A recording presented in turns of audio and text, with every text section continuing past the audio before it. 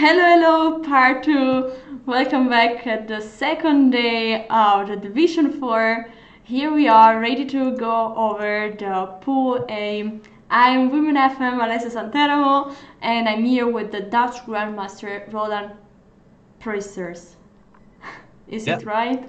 yeah, that's as good as it gets. So usually, yeah, Alright, so we are going to see 3 rounds today. Again, Pool A, Pool B, Pool C, Pool D, and Pool E. And I guess the games are starting already, but as is the first round of the day, it's good to do a short recap what we are doing, what is this, what is the format of this event, and yeah, yeah.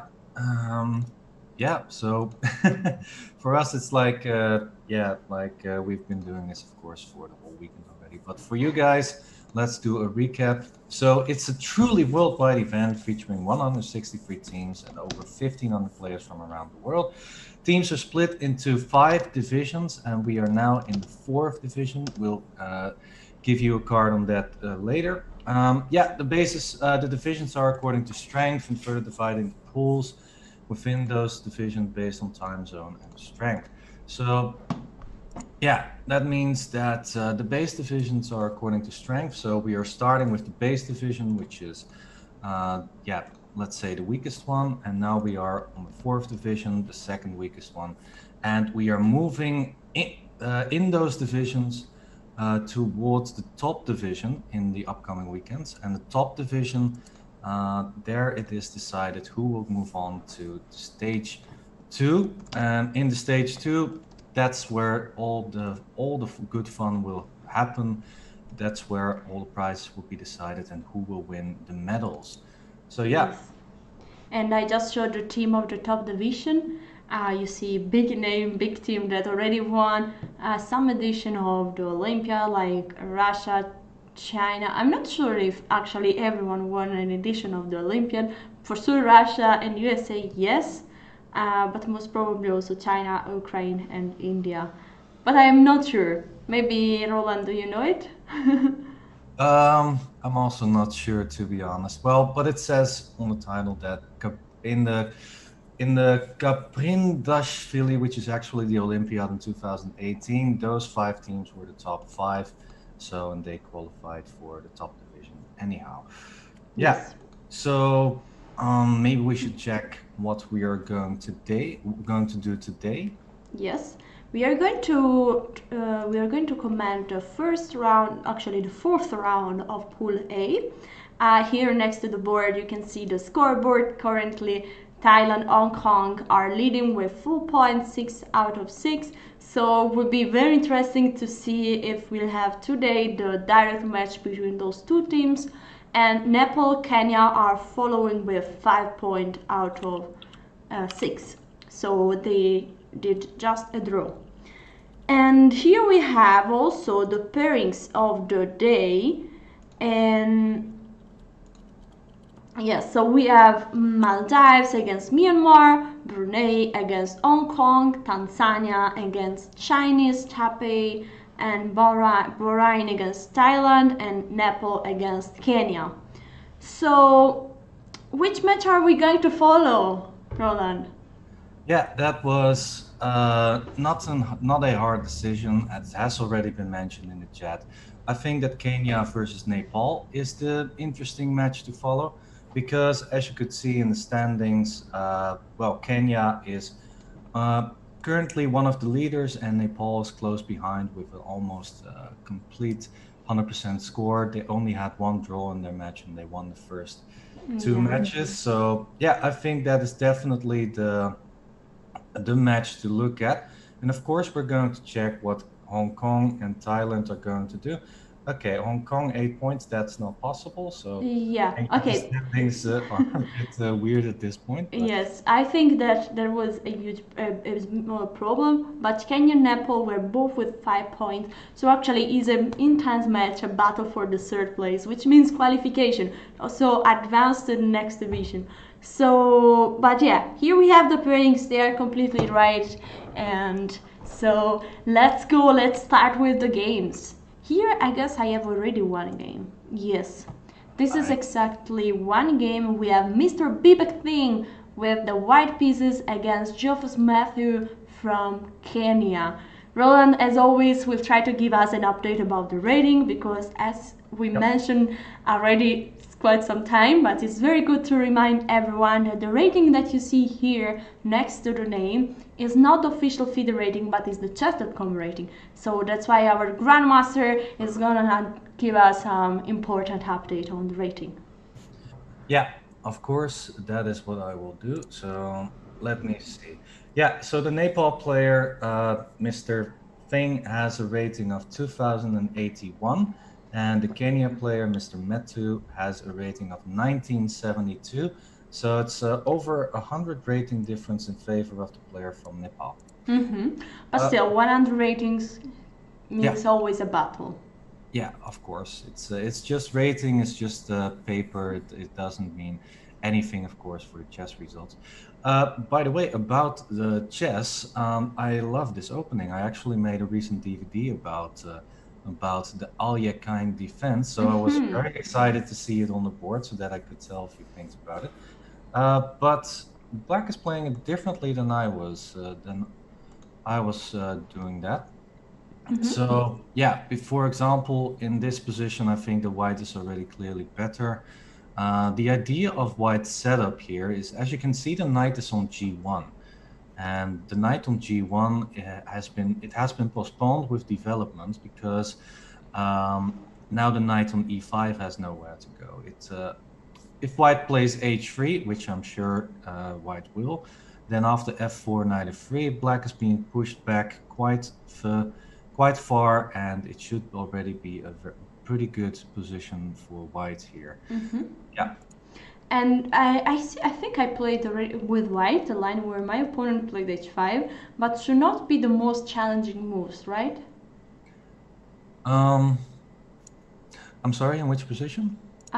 Here, after 11 move, Yeah. b3. I mean, the last move, h5 was played. H5. Yeah. Well, h5 is an okay move because you want to play knight g4, giving a square to your knight on e5. But yeah, usually what you actually want is to play a move like e6 to try and get some pressure on the center, which is what the Alyekine is all about. You try to provoke your opponent into pushing their pawns, and then you counter it by attacking it. With your own pawn. So e6 is what you want, but usually that's not a good move at the moment because after f4 and then d takes e6, after knight fd7, white is going to win some material. So yeah, this is exactly the setup that white is going for. It's actually a very old setup. When I was young, white was playing this all the time, and it was regarded as the refutation of the Alyekine. But hey, I took a look, so a little bit of a commercial there. Check my new DVD on the Alyekine defense on gingergm.com. It has been recently gone out for sale. So cool. Yeah, I fixed this. All right. So h5, h3, knight d7. Is knight d7 a prophylaxis? I mean, should black wait for f4, or is already an idea? I think knight ed7 is an interesting way of play. I think that it might not be the best because now white doesn't have to play f4, which is kind of a weakening move. So now white can play knight f3 instead. And white should be clearly better once again. I think knight f3. If you don't have to play f4, then that would be best. Yeah. So knight ed7. I'm not sure that was the best move. Okay. So I guess this was the first board, right? Yeah. Okay. You are correct. First board in Nepal. So let's move to the second one. Here I see FIDE master with the black pieces, Mr. Rupesh Jaiswal against Mehul Goyal from Kenya. And this opening was a Trompowsky attack, which I love. I played myself with white pieces. And yeah, mostly here black is going to play h6 in order to force white to change the bishop.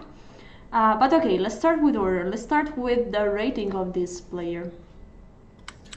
Yes, I'll of course give an update on that. So this is indeed board 2. So once again, the ratings you see on the next to their names is not the correct one.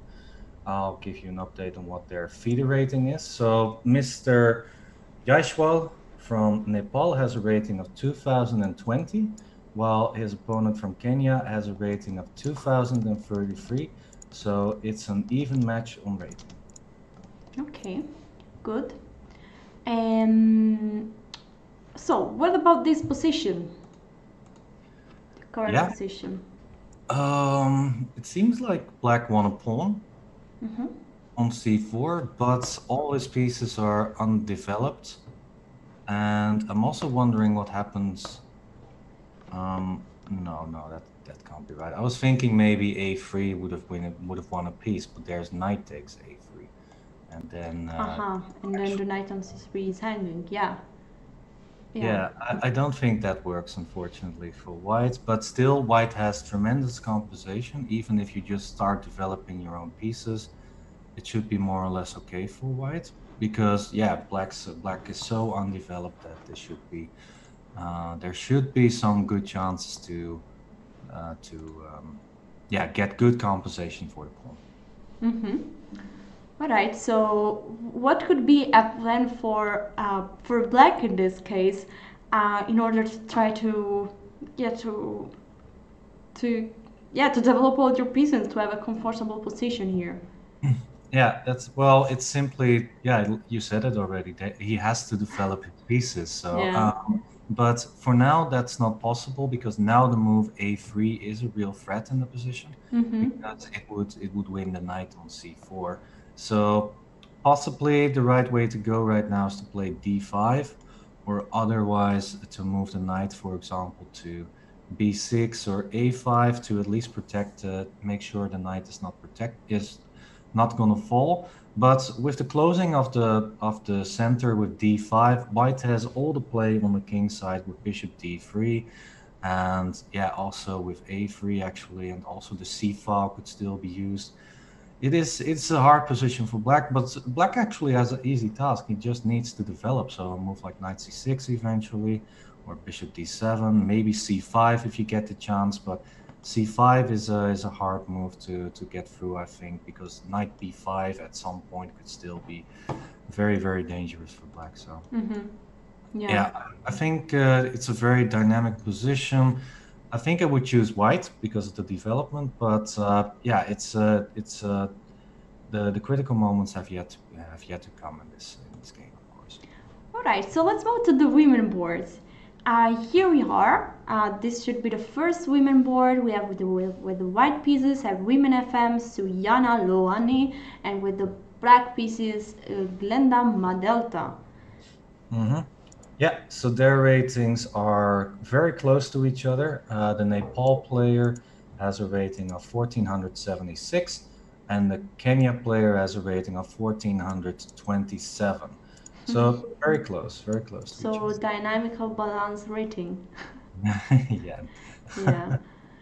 What about this position? So I guess white has more control of the center, and also better still this bishop is not developed, and the critical point is h7, because now there is a bishop and a queen going towards that point, and the bishop on g7 is pinning the only piece protecting that point. So is white already winning, Roland? I was just gonna say that, yeah, I believe so, because you want to play a move like g6 here, but g6 already loses material after d takes c5, because black cannot take back with either the pawn or the bishop, because then queen takes d8 will come and bishop takes f6, or otherwise bishop takes. Okay, let's show that. Yeah, let's show that. D takes c4, if bishop take, we take first the queen, rook take, and the piece is hanging on f6. If pawn takes c4, instead we can take first on f6, queen take f6, and then d6 is hanging. So it's already a very tough position for black here. Yeah, there's no good way to defend the h7 pawn. h6, of course, runs into bishop takes f6 and queen h7 mate. So g6, I think, is the only move, and then after d takes c5, black has to sacrifice that pawn Yeah. to play a move like bishop e7. But yeah, that's of course not what you want. White should be extremely well there. So, for example, you could maybe even try to keep the pressure going with knight e5. It's looking extremely well for white. White has more material, has the better position. So, yeah, looking good for Miss Lohani, Miss Suyana. Yes, definitely. So let's move to another board. Let's see if, let's see if we have better news for Kenya in the second women board. And here we are with the white pieces. We have a women CM from Kenya, Joyce Ndirangu. And with the black pieces, Sindira Joshi. What about the ratings? Yeah, the ratings are okay, slightly in favor for Kenya. Miss Joshi has a rating of 1496, and Miss Ndirangu has a rating of 1621. So yeah, a slight rating favorite is the player from Kenya. Uh-huh. The white player. And we have g4 on the board. This is the last move. Actually, it was a London system, so yeah. I will say every time that I see a London system, and I will say it a lot of time. And g4 is just on the board, and actually I really like it because g5 is coming, and there are huge attacking chances here. Very similar to the previous position. Also now the h7 point might be a target, and after g5, h takes g5, bishop takes g5 would be a very similar position, no? Yeah, more or less. Yeah, it looks very dangerous for black indeed. Actually, I think the London is the most placed opening we've seen so far in all the division, I believe. Yeah, It's like, I think it's yeah, and yeah, it's striking to me how popular this opening actually is. And, yeah, I understand why. It's a very nice, very easy to play opening. You have some 15 moves you can blitz out in the opening, and after that you'll just see. So I like how white's playing g4, like you said, just to play g5 at some point. Knight e4, a very logical reaction by black to try and counter the bishop on d3, which is one of the most dangerous pieces in this position. But I still think actually that white is able to play g5 in this position, because after h takes g5, you can just play knight takes g5. Yes. And then there is still a mate threat on h7 afterwards. So, yes. Yeah. So it's no, I'm mistaken here, because after knight takes g5, bishop takes g5 I wanted to play, but queen takes g5 is with check. It's with check. Yeah, this is important because if not, would be mate here. So might be that g5 is not yet. You could play g5 actually, but after h takes g5, bishop takes e4 is the way to go. Haha, yeah, and then you take one here. Yeah, and then you take there after, and the threat with queen h7 cannot be parried. So yes. Yeah. Yeah, so it's very dangerous for black here. And do you think is there a way to protect here after g5? Maybe try to change some pieces here. Yeah, or maybe take with the knight first on. No, that's not possible because of queen h7. Yeah. I think black is in huge trouble because of the knight takes e5. I think you just take back with the pawn, and then all the threats on the king's side will still be active. So yeah, it should be very, very dangerous for black at least. Yeah. Okay, so it means that both women boards are in a huge advantage for white. But let's go on with the junior boards here. This should be the first junior board, so the male junior board, where Hubrai Powdell is playing with the white pieces against Robert McLegayo. And what about their ratings?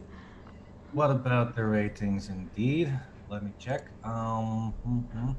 Yeah, so the rating of the player from Nepal is 1621, and the rating of the player from Kenya is 1408. So this time yeah, over 200 rating difference in favor of the player from Nepal. And this position seems like another good position for white. I like the knight c3 that will go to e4, and there are maybe attacking idea with king g2, rook h1 using the h file. And what is very nice that this knight has basically no way. And also this bishop is not playing at the moment, so also this rook is not playing. Basically a lot of black pieces are not doing anything now. So yeah, exactly. Yeah, it's looking also white is an exchange up, so white is clearly the favorite here. But this pawn structure is also very well known. With the pawn on c5, black will have problems with the pawn on d6 later on. So yeah, and usually that's why in the King's Indian the pawn is not being pushed to c5 because of this, because of the weakness on d6, and also because of the pawn on c5. White has got very good chances to attack on the queen side, like white has done, opening the b file, putting the pawn on a5, and white is just cruising in this position. But yeah, it's and look at the beautiful knight on g7. It has so many squares to go to. But actually every black piece is doing terrible in this position. I mean, this knight has just this square, this knight has just this square, this bishop has no square at all, this rook has one square, and congratulations, because the queen has many squares. 1, 2, 3, 4. Congratulations. Congratulations. Yeah, this game is already more or less over. Yeah, it's very hard for black, this position. Yeah, let me check a few things. Okay, we have a result already, probably as expected. Oh wow, we have just a resignation.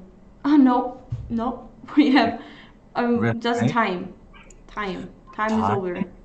Yes. Oh, that must have been a disconnection then. Must have been a disconnection, or must have been also just yeah. Well, the position is not great, of course, for black, like we discussed before, but g6 is playable.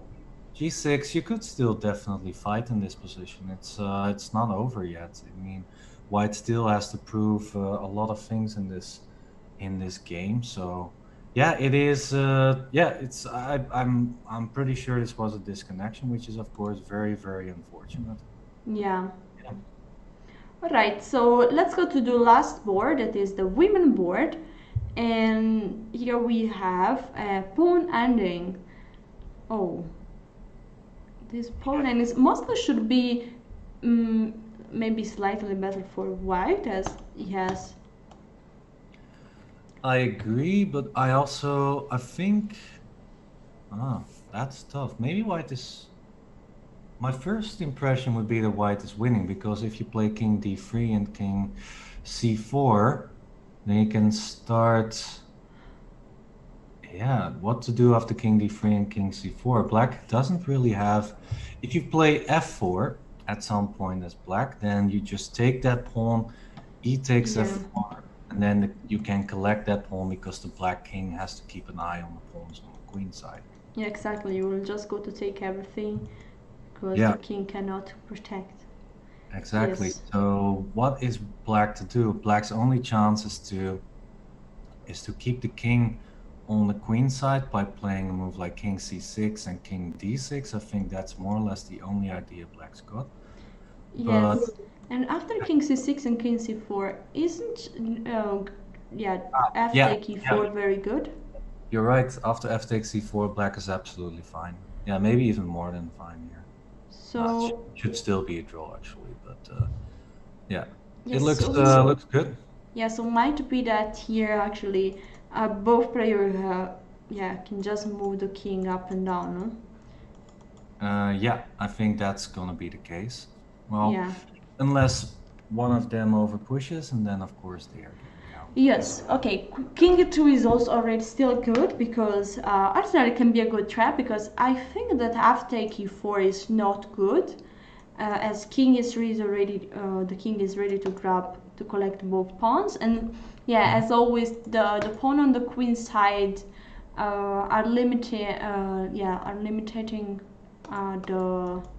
the black king, and that cannot go just on the king side, protecting all his pawns. So yeah. Yeah. So this this should be a draw if both players realize that. They also have still got a good amount of time, so I'm sure that they will figure that out. Yeah, but you never know. We've seen a lot of crazy stuff in the previous matches, so you never know. Yeah. Keep an eye on that. All right. Sure. So let's see. Okay, at the moment it seems everything under control. Both players are not pushing any pawn. Actually, they should not. They should not try really not to change anything, but just each black should move his king, white should move his king. So we'll see. Should be a draw then. Yeah, exactly. So let's go back to board 1. Here we are. And yeah, the position changed quite a lot. This was an Alec in defense. And yeah, I like a quite more white because there are so many weaknesses in the black pawn structure. I like also a4 because now there are 3 black pawns that are very weak. So I think white has a lot of chance to attack. For example, rook d6 is already attacking 2 pawns at the same time. Yeah, that's why a4 kind of surprises me, because rook d6 would have won at least 1 pawn there. Oh, yeah. And now rook d8, yeah, looks a bit more tough now for white. I think that rook d6 was more or less a mischance, but still, looking at the pawn structures, white is clearly the favorite here. Knight b5, yeah, very good suggestion there, with possibilities of knight c7 and knight d6. Check. So yeah, white is in the driving seat here. Yeah, I like white position here. Okay, rook e1 attacking here, but attacking 1 point is probably not enough because black will be able to protect this. That's why rook d6 was very strong, because it was attacking 2 points at the same time. Yeah, now white has to struggle again. For example, in this position, black could play a move like knight d5 to protect everything, and yeah, black could go for a opposite colored bishop ending, which could give black very good drawing chances at the very least. After knight d5, white could play a move like knight e4, trying to play knight g5, and white's still very good. White still has the better chances, but I also think that it might still be within margin, because now the 2 pawns are under less pressure than in the previous position, but still they are a bit under pressure. So white definitely has the better chances here still. Yes, that's true. And we have knight d5 on board. Let's see if also knight d4 will be played. But now let's move to board 2. That is an interesting queen and rook endgame, where white is a pawn up. So white is for sure doing great here, good here. Yeah, absolutely. Usually when the queen and rooks are on the board and you win a pawn like that, it should be more or less winning, I believe, for white. Of course, white still has a long way to go, but technically I think this position should be winning. But yeah, then I say technically, so being technical is something that Magnus Carlsen is very good at, and a lot of other players are not. So yeah, it's one of the most difficult things in chess to try and maintain control at all times and to bring the victory home. So yeah, white is doing absolutely great. The pawn on e5 is also a weakness still, especially after the move f3. The pawn on e5 will be stuck forever there, and yeah, push those pawns on the queen side. Yeah, looking forward to see those pawns running towards the 8th rank. Yeah. So let's move to the second women board. We saw already that the first was a victory for white, so for the player from Nepal. And here the game went on. Let's see, because this was an exciting position. White is attacking, so g5 was played, knight take e5, d take e5, a6, g take x6, g6, h7. Mm-hmm. So yeah, black did a good job of closing down all the files towards the king. That's good. I'm wondering how it is after bishop takes e4 and bishop g5. So for, black is to play king h8 most likely. Yes, this is exactly how the game went. King h8, bishop take e4, d take e4, and knight g5. So now Knight the knight is g5. attacking. Yeah, even better. Yeah, Mm-hmm. exactly. So queen e7 must be played, and then knight takes e4.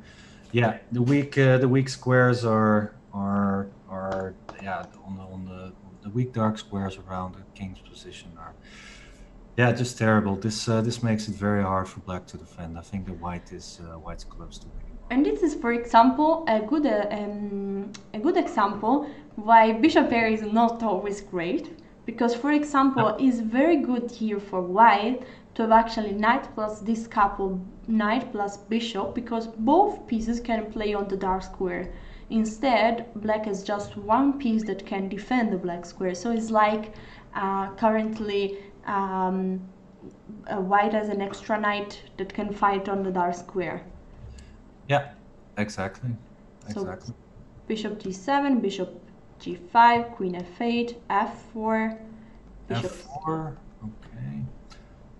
Yeah, I'm a bit baffled by f4 because you could also just put a piece on f6 and then everything would be fine. But f4 is slightly weakening. For example, if you play bishop c6 as black and then you play knight f6, for example, then you have to account for problems with queen c5. Check. That's So why knight d6 was played in the game. yeah, so knight d6, very good move. Yeah, white should still be winning. Yeah, now it's already winning material. So bishop e4. Oh, Okay, that is not the best move now. yeah, it's just a piece hanging there. Okay, knight take e4, rook c4, knight d6 back. No. Oh boy, this is getting worse and worse.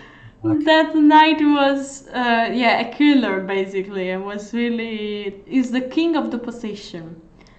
Rook c8, and yeah, I mean, white simply doesn't care. He's not in a hurry to take one of the rooks because this knight is still attacking both. So yeah, why to take immediately one? So let's Exactly. first develop the pieces, control the position, and Yep. yeah, white is doing great here. Yeah, absolutely. I totally agree there.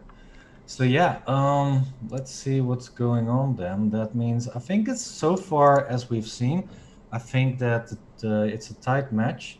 Yes, With I agree. Nepal winning, having good positions, and the Kenya team having good positions. So, yeah, this is indeed a very exciting match to watch. I'm very curious to see who will be on top after all the games are finished. Yeah, and we have two important results on the last board. Here, white won, so the player from Nepal won in this very hard position where basically all the black pieces were not playing. So we have a mate on f8, and yeah, white did just increase the advantage and found a nice checkmate here. And here instead the hand game was a draw by repetition. As expected, no one of the two players over pushed the position, so a draw was agreed. Yeah. Let's come back to the game, to the first board. Okay, okay, so yeah, this is mate. Yeah, so this might be the decisive result for Nepal because Nepal is already leading 2.5 to half, and yeah, so yeah, I guess, yeah. Yeah, it's looking good for Nepal then. Yeah, yeah, so yeah, black has to play g5 at some point, but now it's mate in one after rook e6. Yeah, it is. Yeah, well done by white. I'm curious to see what went wrong exactly for black. Yeah, so let's see. Oh, no, okay, this was a bit too early. We were looking here more or less, no? Yeah, we were. Yeah. So 94 was played. and knight f6, controlling the g5 square. At this point, very nice. I like bishop take, e take, rook c7, bishop e7 was a mistake, but rook is doing already very well there, and he's ready to collect the b7 point, pawn, and maybe also more. I mean, it's very hard. Where is the king going? The king, I guess, has to go to e6 then, but I actually think that black should not have taken with the pawn on d5, but should have taken with the rook. Because if you take with the rook and after rook c7, bishop e7, then yet there are no knight checks anymore in the position. So yeah, because the rook is controlling that square. But still, the position is very dire because after rook takes b7 and rook takes b6, I think white can simply collect those pawns and be b2 pawns up. So yeah, the position was already very, very bad for black, and yeah, I think it's a model game for white. I think white played very well. Maybe only one moment with the rook d6 move we discussed before. Yeah.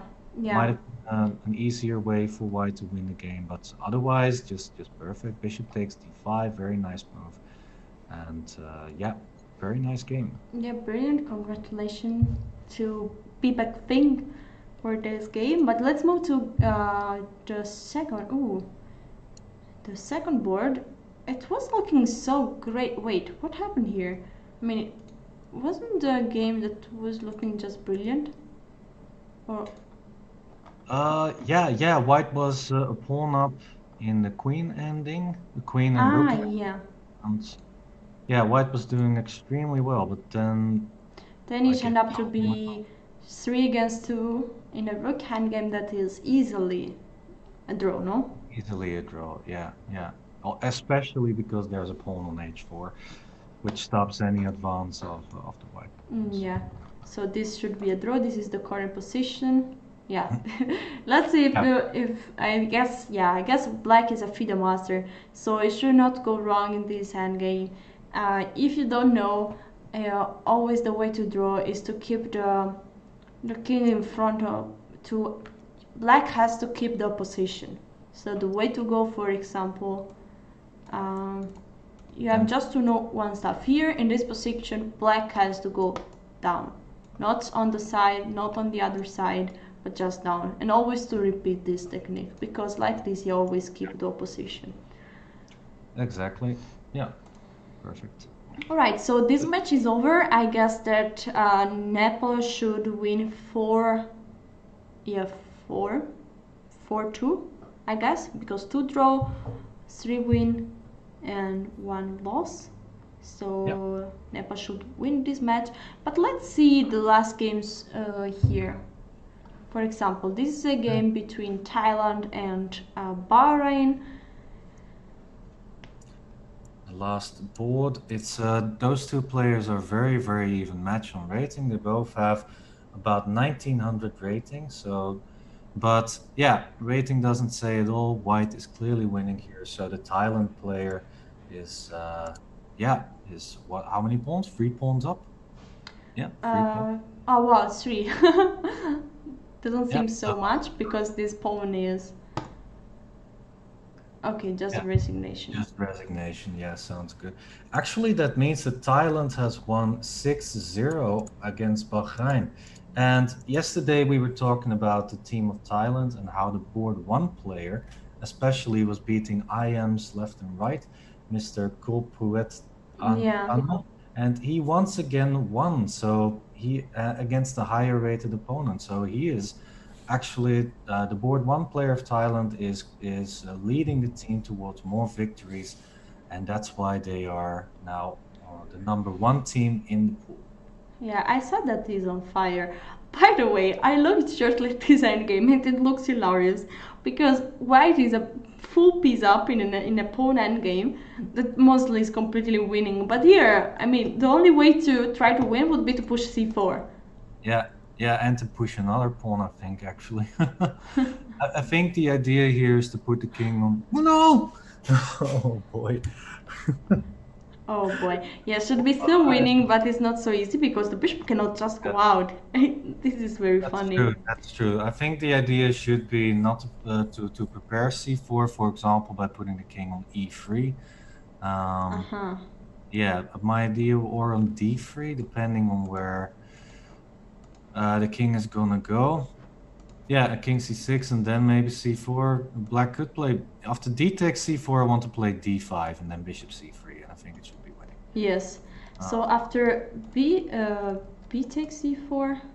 Yeah, I think that you just reroute the king. Just play bishop c3, king d2, king c2, king b2, king a3. It should be winning, I think. Yeah, because the king is simply going to push those pawns. Yeah. Yeah. Yeah. So, okay, c4 was needed, but maybe white was waiting. Is c4 working? Is not working? Is working? Is not working? And then he moved too many times the king in the same square. And you could run the risk of pushing too quickly, of course. Yeah. So, but yeah, a draw instead, which is okay. And here we are with should be the last game, and should be actually the first board of the match Myanmar against Maldives. I think this is actually board 2. I recognize Neo K. That is board 2, indeed. So yeah, big rating difference. The player from Myanmar has a rating of 2406, while his opponent from the Maldives has 1842. So once again, a 600 rating difference. But I think this is a drawn end game. Actually, I think this is draw. Yeah, because the rook has to keep check on the d4 pawn, and yeah, if you move the c pawn as white, then black can collect that one. So I think this is a draw, objectively. But no, it's a draw. Yeah, for sure. Isn't the way to? I mean, c6. Yeah. c6, just rook g7. And then king. Yeah, but the king is not on time. No, the king, the rook still has to defend the d4 pawn, so yeah, cannot support the c pawn if it's ever going to be pushed. So, and it's very smart to that the rook is keeping the the king cut from the other part of the board. So. Yeah. But now the critical moment. I think rook h7 should be the right move. You could also just play rook h6 perhaps, but I think rook h7 I think it loses, no? You still have rook h8. Rook h8. Okay. Yeah. I think, but rook h7 is by far the easiest. Yeah, because if c7 and rook c6, there is rook c1. And then... after c7, you have rook b6 check first, and then rook c6. So that should... No, king f5? No, but now it's winning. Now the king is coming to c5 and is collecting the d5 pawn. Yeah. King f5 was really unfortunate there. Yeah, the king is going to c4 and protecting the pawn. It was very important to keep the king on d4 and to attack the pawn on c6, because the only piece that could protect it was the rook. So this means that the d4 pawn was falling. Yes. Oh. That's unfortunate for Mr. Mohammed, unfortunately. This is now very easily winning rook ending, of course. Yeah. Unfortunate. Yeah. Yes. Alright, all the games are over, so let's see the standings here. Actually, we thought that was a mistake, but it was not a mistake, because before we had a forfeit, and so the scoreboard is already updating automatically. I mean, not automatically, but there are there is a staff behind it is extremely fast, and so that's why we had already the result updated. So, but here now we have the result of after this match. Thailand and Hong Kong are still leading with 8 full points. This means that these two teams won all the games, and we are so looking forward to see the direct match against each other. Don't know when we will see that, but Yeah, it's going to be exciting for this pool A. Yeah, absolutely. I totally agree there. Thailand and Hong Kong. Hong Kong is a big surprise here in this pool, and of course Brunei and Myanmar. Yeah, they have the highest average rating both, but they are not performing like it at the moment. They are at the bottom, well, in the bottom half of the standings so far. Yeah. So, so actually, it will be very okay. Myanmar should be back because I guess they won this match, yes, against Maldives 5-0. So one yeah, one game is missing. Uh, but yeah, they are still at 3 points. They were yesterday. We left them yesterday with just one lonely point. But they're trying to come back. So Ah, yeah. One question, by the way, Alessia. Do you know which famous chess player is actually from Nepal? There is a famous chess player. No? It's actually Anish Giri. Anish Giri actually was born in Nepal, and when his dad got a job in the Netherlands, he moved with his dad towards the Netherlands when he was a teenager. So that is why Anish Giri is now playing for the Netherlands. But he has actually Nepal roots, so there's some information for you guys. uh-huh. Right. All right. Yeah, and with that, I think maybe we should. Okay, the results have all been updated, I hear. Maybe look for that, and then afterwards we are going to take a break. Sure. These are all the results. 5-0 for Myanmar against to all for Maldives. 4-2 in the match Hong Kong Brunei. 6-0 for Chinese Taipei against Tanzania. Another 6-0 for Thailand against Bahrain. And 4-2 for Nepal against Kenya. This was the big match that we were following because the teams were in third and fourth place. So it was still a very important match for the qualification because let's remind everyone that just the first 3 teams of each pool will qualify and advance to the next division, Division 3. Yeah. Alright, so I guess not sure if we have the pairings of the next round. Anyway, let's hit a short break and we will be back with the round number 5 of this pool after a short break. So see you soon, guys.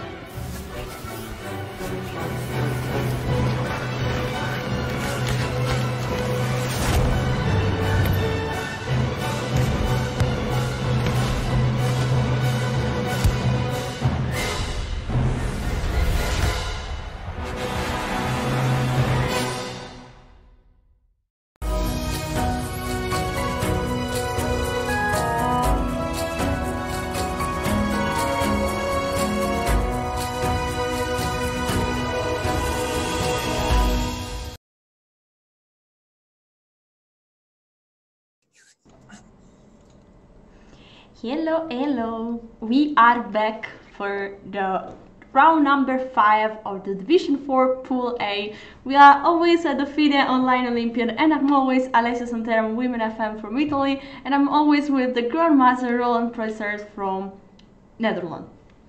Hey everybody, welcome back. So yeah, what is on the program today? We just had round 4 of Pool A in the 4th division, and now we are going on to round 5 in that pool. So yeah, I'm very excited to see the match that's actually coming up.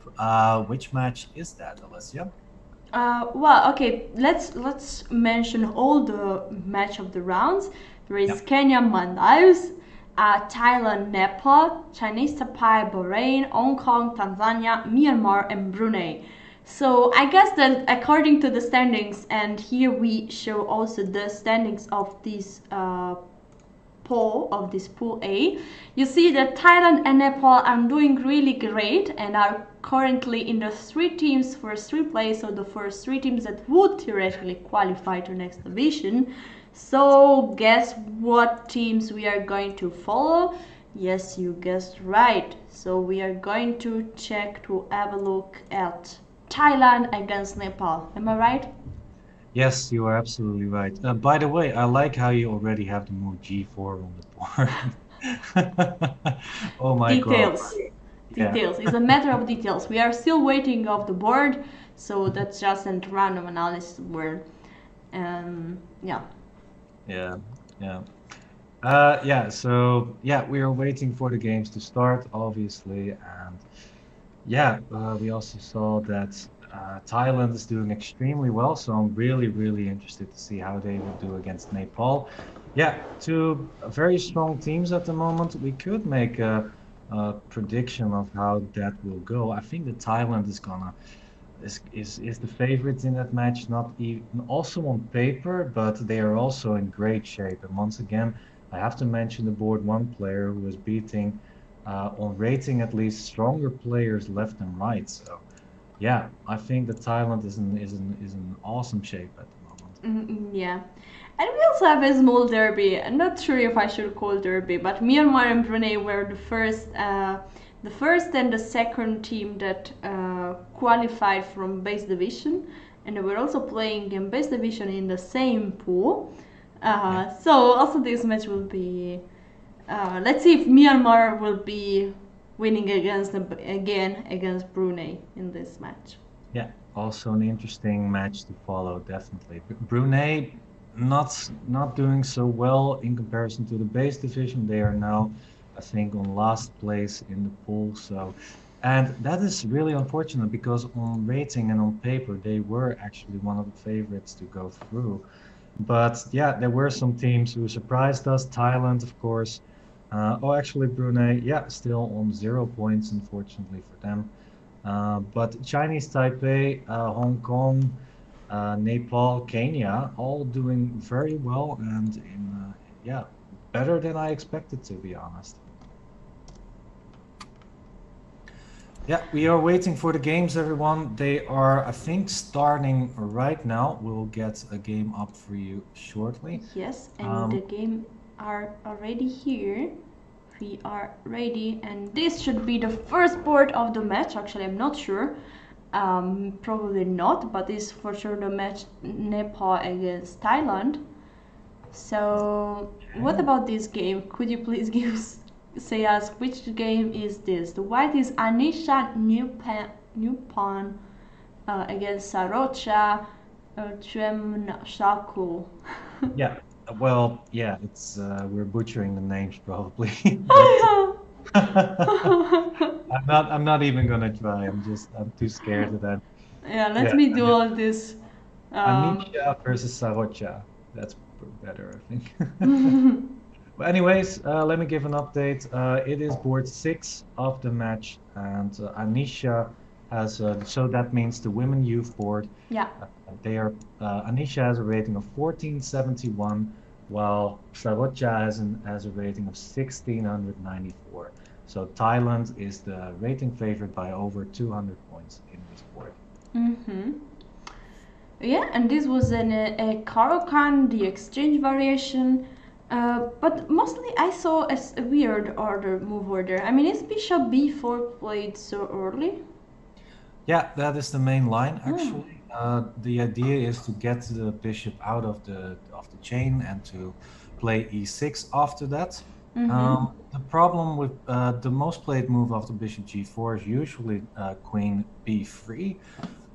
Because yeah, you could also play a move like knight e2 or knight f3, but the bishop doesn't mind to get traded by the knight at some point to get a very solid position with e6 and bishop d6 afterwards. Mm-hmm. It's a very solid line from white. There are yeah, the exchange variation is something that has been played more often, mainly thanks to the likes of Magnus Carlsen, who tried to yeah, who played this opening with a new setup and made it yeah, very nice for white has good results in this opening, Mm-hmm. this setup.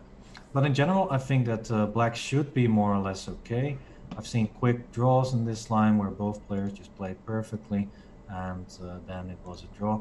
An idea here for white is to try and push, well, after, for example, exchanging on d6, white could play a move like f4, tightening up black's position, and then try to create some initiative on the king side. But white played bishop g3, and yeah, would you consider playing a move like e5 here, Alessio?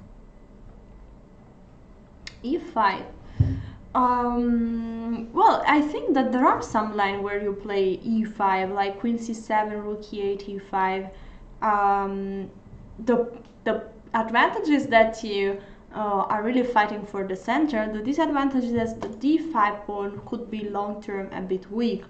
But I think that is something that black should go for. Yeah, it's sometimes the clearest way for equality for black. Why if black does not do anything, white is going to create some initiative on the king side. So yeah, a move like e5 is very actually practically easy to play because you will just play around the isolated pawn.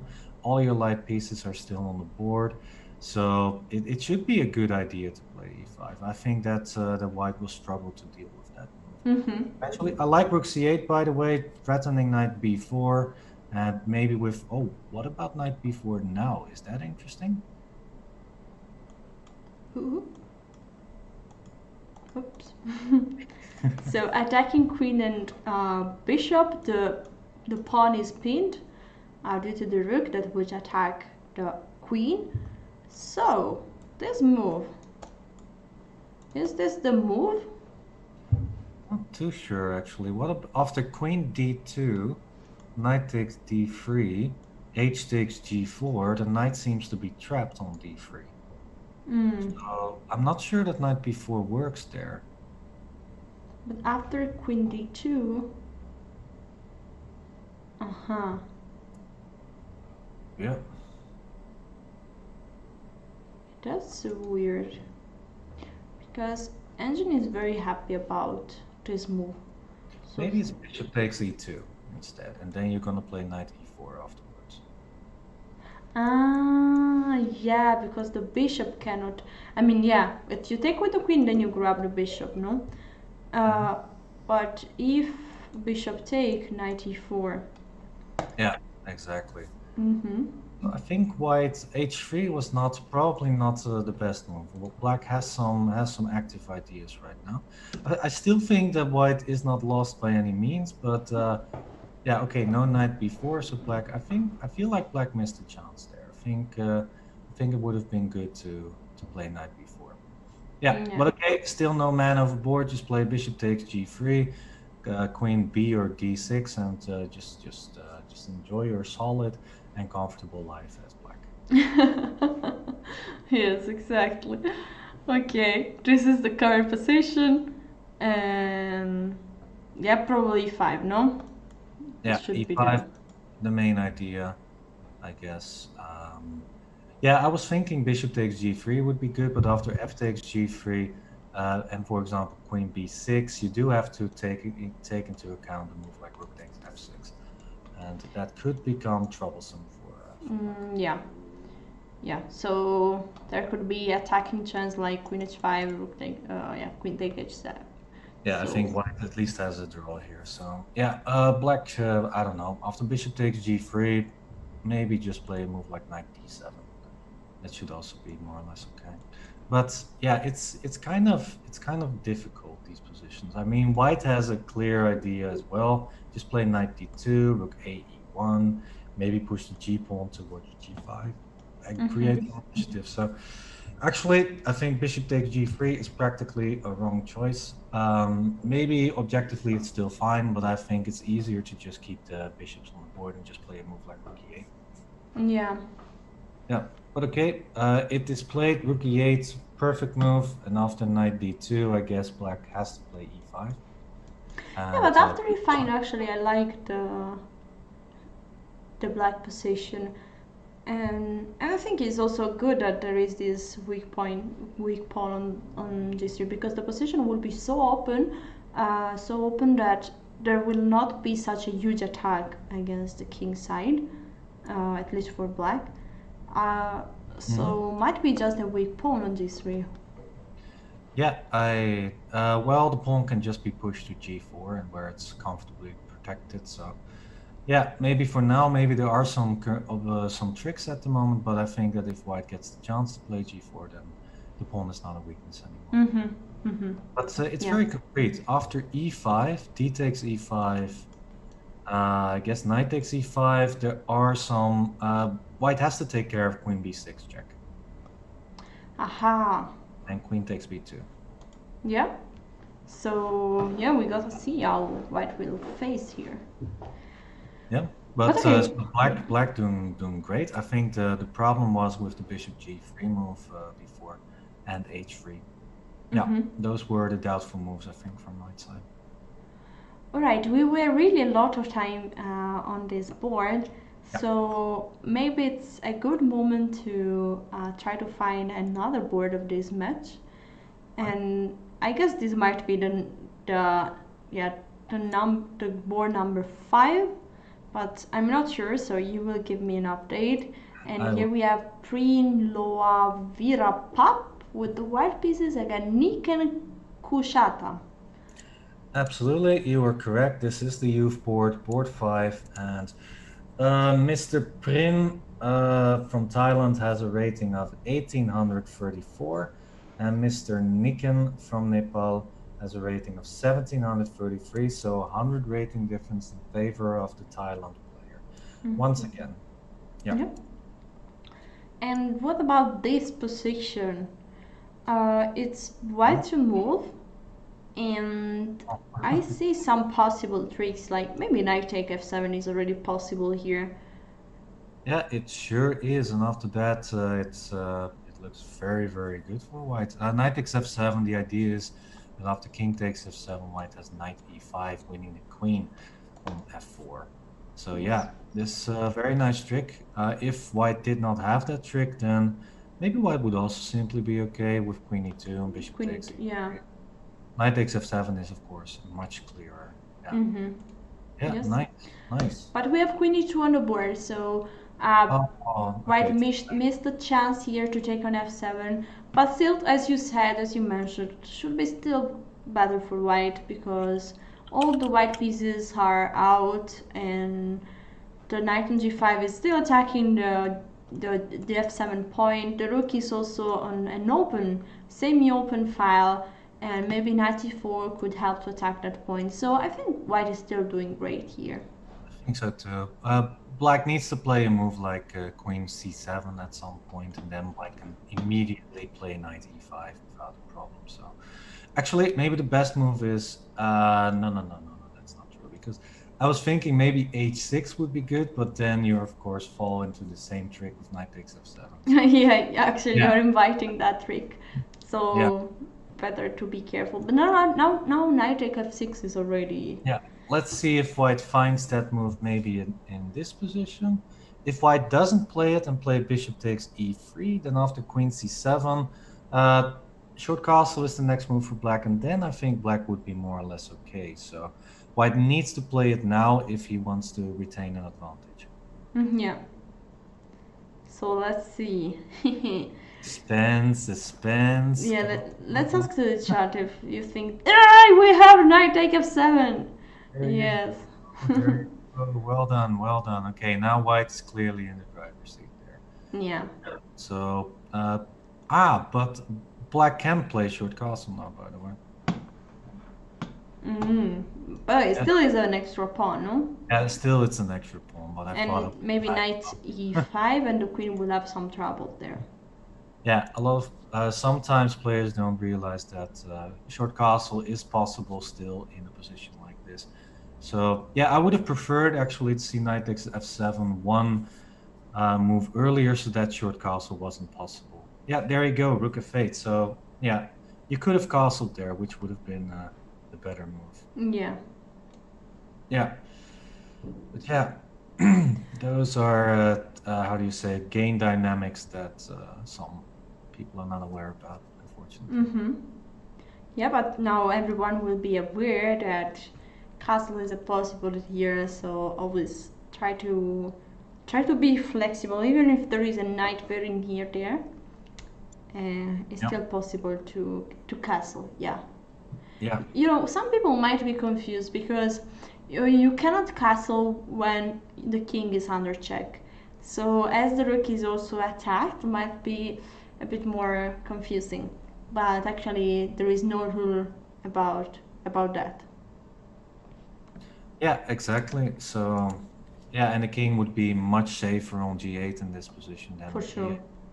For example, queen b5 is sometimes an idea for white to try and undermine the king on e8. So, yeah, this is looking very good for the Thailand player once again. So, yeah, this once again is looking very good for Thailand. Yeah, so let's move to another board.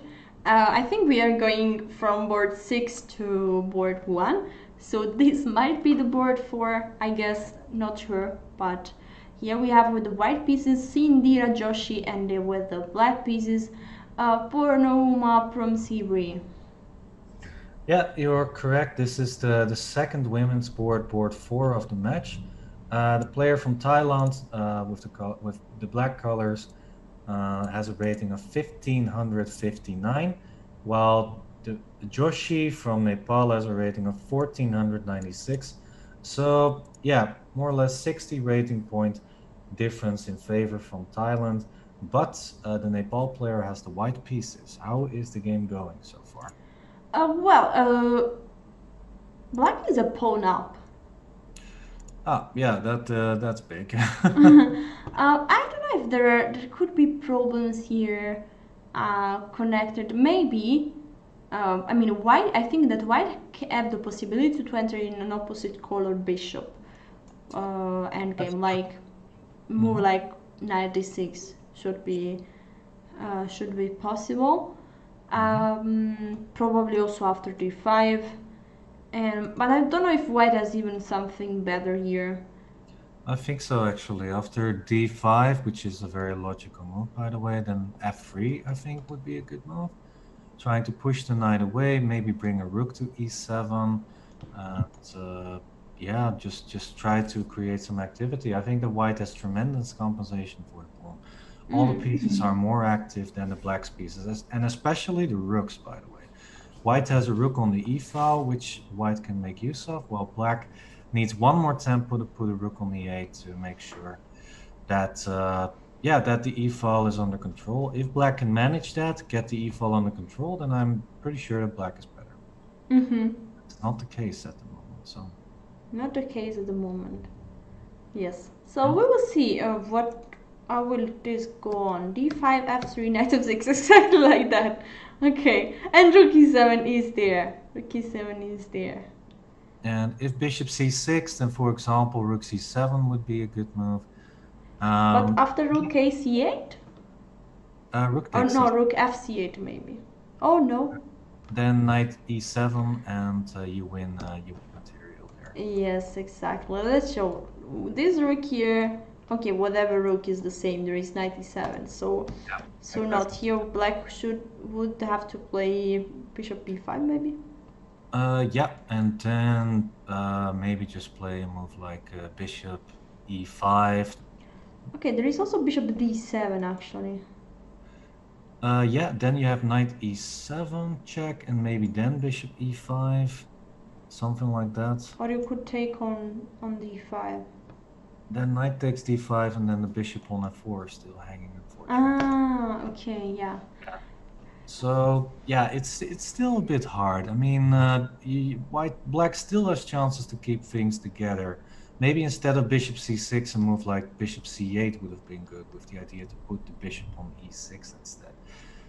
Yeah, instead bishop a6 played. Yeah, so after rook e7, my idea was to play bishop c8 and put the bishop on e6, trying to get control over the e file a little bit more. White went on with rook a1, rook f8, bishop g5, rook take. So white is still doing, yeah, should have some compensation because the rook cannot easily move around. Also f7 can be a target. Knight e8. Yeah, just a very passive move. White has now all the time to do whatever she wants. So let's see, just a move like rook d7 looks normal. Maybe d4. D4 looks good. And then it's hard to continue though. I guess actually you should play something. You should just put the king closer. Just a king f2, maybe get the king in somehow. Maybe undermining the queen side with a move like a4, a5, or b4 at some point. I don't know. White has a lot of chances here, a lot of opportunities. I like a4 actually, just to also stop any bishop b5 idea. Yes, so before king f2 or after? Maybe b4. Yeah. Yeah, bishop c8 is not a problem because rook d8. But then, yeah, black does have bishop b7. Yeah, it's a very complicated position. I have no idea how white is actually going to win back the pawn. I think that white has so much pressure in the position, all the pieces are more active, that white could also just think like, okay, I'm just going to get my king in closer, maybe undermine the queen side a little bit with one of my pawns. So I think that white should just take it slow. There's no need to rush. The rook on e7 is controlling the rook on a8. The knight on e8 is very passive, so yeah, just a slow approach would be probably the best thing here for white. Yes, but it went on more or less like we saw, but now there is knight e7, king f8, and knight f5 back. Knight f5 back. Maybe white was planning to play knight c6 there, but then bishop b5 was an opposite move there. Yeah, after knight f6, bishop b5, spinning the knight to the rook, so yeah, not a good idea. So knight f5 back, knight f5 back, f6 and bishop f4. Still no man overboard. White is still doing perfectly fine. A move like bishop b5 is a really annoying move though. I would have tried to maybe prevent that move from ever happening with a4, but yeah, I still think. I agree. Yeah. What is the rook going there? Think back to e7 actually. Yeah. Because g6, you could play bishop h6, king g6, king g8, and then you can move the knight somewhere, maybe even to g7, where it should be perfectly fine. Yeah. Okay. So let's see if b5 will be played. Yeah, b5 is played and rook b7, not bishop c6, and probably rook e7 here now. Yeah, rook b8 also possible, by the way, but that yeah, that's not the most ambitious move ever. So play rook e7. Yeah. Yes. All right, let's move to other boards because we actually let me update everyone about the result of this the junior male board where white took on f7 in a very early stage of the game, and here we are. And yes, the game went on in a straight way for white. Here we have mating few moves. Yeah. Yes. So And Thailand doing well so far. I think the most games that we saw were in favor of the Thailand players. So yeah, I think is Thailand gonna go for once again a win and still 100% score in the matches? That would be insane. yes, let's try to go on with board three. This is board three, Mananton Atikan against Suyana, the women FM from Nepal. Suyana Lohanyu. All right. Yeah. So once again, the ratings you see are the chess.com ratings, not the official FIDE ratings. Their official ratings are 1549 for the player from Thailand and 1476 for the player from Nepal. So once again, the Nepal player is the rating favorite by, yeah, about 70 points. Mm-hmm. Okay, in this position, looks like white is a pawn up, but even more important than that, I really like the knight against this bishop, because the knight is very flexible in those kind of position and can attack pawn on white square, on black square, instead the bishop play just on one color. Yep, I totally agree. With knight takes b7, the pawn on a6 is a weakness when the knight moves back to c5. Yeah, but rook b8, a critical move after knight c5. Is rook takes b2 a good move there? That's the question. Probably yes, no? I don't know, because after knight takes a6, white has got a very dangerous pass pawn then on the a. Yeah, that's true. And knight take a6, knight b4, Yeah. attacking, closing the rooks on b2 and attacking the c6 pawn might be quite annoying. Might be a bit too much there, yeah. But it's But weird. Why instead, rook f2? Right? Why rook g1? King g1? I don't know. Maybe the maybe rook fb1 is the idea there, but Yeah, yeah, but now take the yeah, pawn. yeah, exactly. I totally agree there. Well, I think white is still doing very well, but black can simply play rook a8 now. Yeah.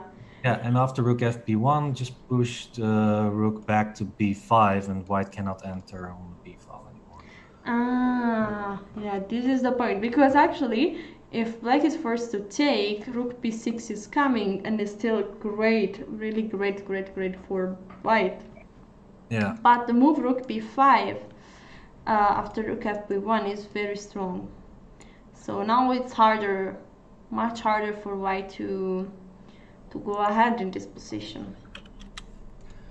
Yeah, so king g1, mysterious move, but yeah, with the well, actually not with the idea of rook fb1, but yeah, I think taking on a6 and knight b4 would have been a way better move there. Yeah, so let's see if black finds the move rook b5, rook b1 on the board. Yeah, so once again, suspense. Let's see what's happening. Yay! Okay, well, yay! I'm not rooting for anyone, everybody, but I like that rook b5 was found. Yeah, and now black is You're well. rooting for good chess. Good chess, indeed. Yeah, yeah. I'm always on the side of Kaisa, the god of chess, of course. Yeah. So rook b5. I think white is still in better shape than black, but I think the position should be more or less okay now for black. No active ideas and materials now equal. So yeah, it would have definitely been better for white if white took the pawn on a6 and played knight b4. Yeah. Wasn't his chance, it seems. Yeah, much better. I think that white missed a bit, yeah, underestimate the defensive possibility for black in that position. Thought that she had all the time in the world, but it's not really like that. Because now, okay, let's go shortly back. Now, I mean, black is protecting the position. It's not so easy to push forward. Yep, I agree. So we still have 2 games to go, which we did not have a look at. So I guess we are on board 2. Yes, I guess so as well. We have a FIDE master playing with the white pieces, Mr. Rupesh Jaiswal, against the Tupfan Kumonorika with the black pieces. Yeah, So rating update, the player from Nepal, Mr. Jaiswal, has a rating of 2020, and Mr. Okay, just gonna call him Tupfa, has a rating of 1888. So this time, the first time I think, a rating advantage for the player of Nepal with about 130 rating difference. But even if there is a rating advantage, I like this position for black because the pawn on e4 is quite strong. Because the white position is a bit white has not too much space. There is the knight on f1. Yeah, it's important to protect the king side, but it's not really in the game. Also, the rook on e1 is not doing it at the moment so much. And the only strong piece is the knight on d4. So I think actually it's not a huge deal. But it seems like to play with black is much more comfortable due to more space, and so more possibility to maneuver the piece. For example, knight d7, knight e5 should be now the idea for and black. Knight d3 even the knight will be very nicely placed on d3, containing all white's pieces more. So yeah, I totally agree there. Black has a great position. At some point, you could try and chase the knight away on d4 with like c5. So yeah, and with a knight on d3, you can try to regain the d file with rook d8 and rook d7. So this is looking very, very nicely for black. I like knight g3 though, just trying to get the knight on a more active square, for example, after h4, knight g e2, and then knight f4, also taking control over the dangerous d3 square. So yeah, white is doing not a bad job there. I think white is more or less okay. Yeah, black does have a dangerous idea still of 95, but it looks more or less okay now with the knight coming to f4. Yes. Yeah, so let's see. This... Yeah, also because knight to f4 is controlling d3, no? Yeah, absolutely. You still have to take care of knight f3 ideas also, but yeah. I would still pick black, don't get me wrong, but white is more or less controlling the threat so far, so doing okay. But that means, once again, if the black player is actually from Thailand, once again, so that means that also on this board, Thailand is not doing too shabby. So last but not least, we have the first board of this match with the white pieces, a FIDE master from Thailand, the famous FIDE master from Thailand, Mr. Tanadon, that is currently at full points, full score against Mr. Pruijssers from Nepal. And here he's actually doing great because he's 3 pawn up. 3 pawns up, and that's way too much for an opposite bishop color ending. This should definitely be winning. And like you said, the famous Mr. Tanadon, yeah, he once again has a 100% score. Even in the yesterday he was knocking players left and right, and today he's also still on 100% score if he wins this one. So that would mean he has 5 out of 5 against a pretty strong opposition. Yeah, sure. I mean, he's playing board 1, so. Oh. Yeah, and what is now the way? Is king g6? Not really, no? Yeah, so let me also give an update on the ratings, by the way. The player from Thailand has a rating of 2190, and the player from Nepal has a rating of 1913. So in this case, the FIDE master from Thailand has over 200 rating advantage over his. Yeah. Yeah, and okay, now white was able to a5 was an important move because now white has way too many pass pawn h6. Yeah.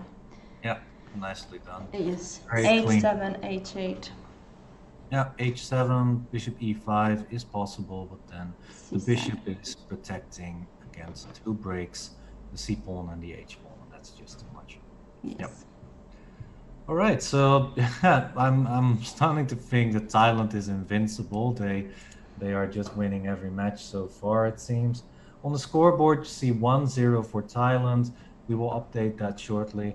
And actually, I think that so far that is actually correct. I think still, yeah, still a 1-0 advantage.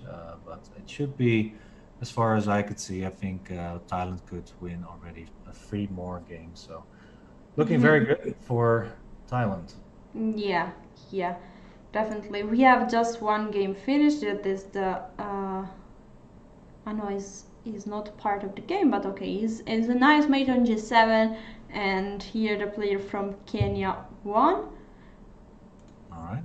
But this was the game that just finished, and here we have another victory for the first board from Thailand. So Thailand is now leading 2-0 against Nepal. But let's come back to the last game, to the junior female board of this match. Here we are with a pawn endgame again. Well, I guess that black is already again doing very good due to a pass and protect pawn. Yeah, so we are back on board 6, the women's youth board. Yeah, looking better for black. I totally agree. Is it winning? I would say it is, but I'm not 100% sure yet. Well, after a3, yeah, I think after a3, black definitely is going to get a break after a5 and a4, and then the position should be winning for black, I believe. So a3 was probably a mistake. It was probably better to just move the king around, and because then it's not so easy for black to break through. There are no clear breaks in the position. I mean, like a5, a4. Yeah, just do nothing. Just keep the king on e3, and yeah, this might just simply be a draw after that. Because and b4. Just c4, or just take and play king e3. Well, is that actually true? Because then you can play king c5 and king d4 probably at some point. So, is this draw, or is this? It's hard to say. It's hard. Yeah. To say. What is important? No, generally, black has to create a way to enter in the position. So that's why we are doing a4, a5, a4, b4. Really, black has to should try, because black cannot just go on the other side, on the king side, for example, going towards the h3 pawn, because white could also create a pass pawn on the queen side. So yeah, exactly. I think I found a way for white to draw, by the way, because after a5 and b4, you can just let's make a move for white now. Okay, just play king e2. King e2. Okay, so a5. Just king e3. Okay, and a4. Now it's easy. Now just king e2. And if b4? Then I think also simply king. Wait.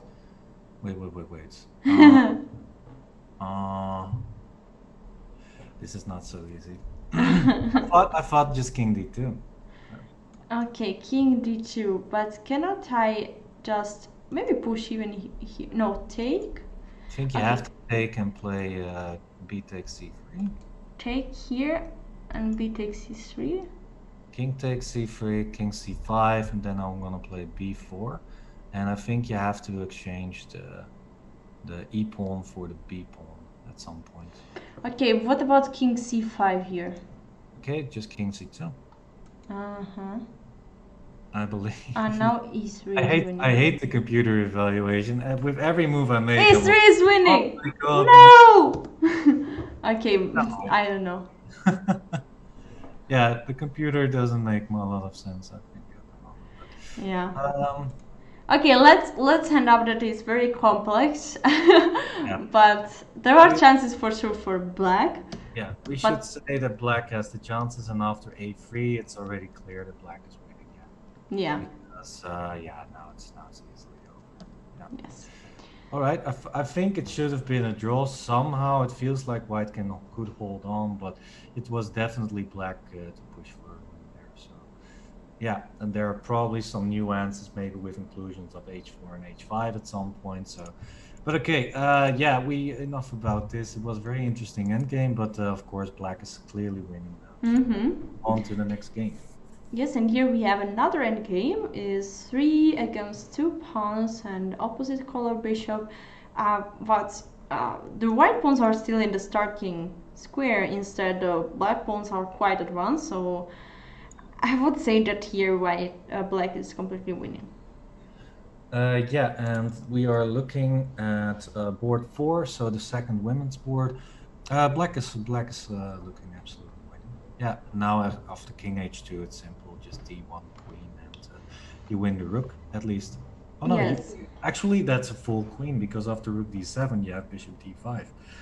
Yeah, bishop d5, and yeah, and now is mate in few, mate in 16.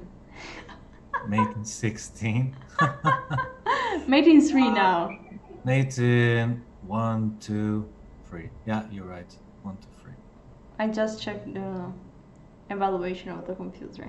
What to be honest. Oh no, that's not fair. That's not fair. But it's visible to everyone. It's just next to the board. That's true. That's true. It's not. Don't watch the lines. We don't watch the engine. But there is the evaluation board next to the board. So yeah. No, okay. Yeah. Looking, mate. Okay. Oh, no mate on the board, unfortunately. Okay, but once again a win for. Wait, who won, the Thailand player or the flags are kind of small? No, Thailand. Thailand is with the black pieces. So Thailand is really crushing. Actually, do we want to see our grandmaster back with his fingers doing the calculation? Well, okay, let's do that. I think it's 3-0 for Thailand at least so far. Yeah, let's start from board number 6. Here we have victory for Thailand. Board 5, white 1, so another victory for Thailand. Board 4, black 1, so another victory for Thailand. Board 3, black 1, so this time a victory for Nepal. Board 2, black 1, so it means another victory for Thailand. Board 1, we have a clear and nice victory for Thailand. So, Grandmaster, what is the final result? 5-1 for Thailand. Okay, GG. So Thailand won this important match because Nepal was at the 3rd place. So this means that probably they will be still 4th. And let's see Hong Kong. Hong Kong, this is also Hong Kong was leading with 4 points. So Hong Kong probably also might win the match because they are already 2-0. And are we? Yes, we are at one of the game of this match, Hong Kong against Tanzania. Yeah, looking good for Hong Kong. Hong Kong also one of the leaders so far in this pool. They are doing extremely well. C3. What after knight d7? Isn't that just a full piece for white? Yeah, it seems like. C3 a bit too ambitious, I think, from the black player. Because even if you get c2, white simply has rook c1, and then black still has to prove something. So I think knight d7 look extremely good, also with knight f6 ideas, of course, yeah. Yes, of course, knight f6 also can be extremely strong. Yeah, I guess white is doing great here due to the extra piece and also some chance against the king, you know, it's a bit weak there. Also e4, bishop d5 can be a possible, fe5, sorry, bishop d5 can be a possibility. So yeah. We have e5. E5, but then queen takes f8, I suppose. King takes is how do you deal with that? E6? Wow. I just wanna queen h8, no? I just wanna win, that's all. I understand. Yeah. With queen h6, queen h8 ideas indeed. E6 looks good. Yeah, queen takes e6, and then my idea was bishop h3 first. Because if queen h8, then queen g8 is still a possibility, and with bishop h3 I want to pull the queen away from that g8 square. So okay. Yes. Well, anyway, it's looking good for white once again after queen d6. It's probably a bit harder after queen e7. So yeah, yeah. This the evaluation bar is going up and down. Both players are missing chances here. So yeah. Yes, but this is a bit a pity because e6 was looking so good for white here. Yeah, so queen takes e6 and then bishop h3, I was saying actually. Uh-huh. Yeah, although that's a huge mistake, I'm stupid because the rook on c8 is still protected by Ah, yeah, that's yeah. true. So, what to do I then? think queen h7 is just winning, no? But then queen g8. Uh-huh, queen That g. was what I was trying to play around, but I guess just queen f6, check, and then queen takes b6. Uh-huh. Well, yeah. Maybe there is something even better here. Let's think. I really hate the evaluation parts, like you always are making mistakes. Maybe bishop d5. Bishop d5 looks good. Bishop d5, are you sure?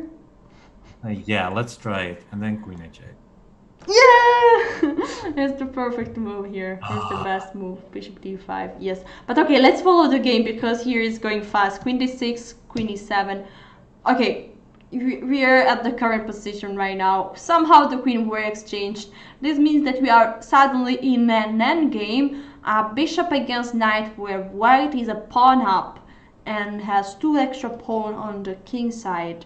So I guess white should try to create as fast as possible as pass pawn with g4 or f5. Maybe bring the king, yeah. Yeah, definitely bring the king. We are looking at an intense time trouble phase at the moment. So mind you, they do get 5 seconds increment per move.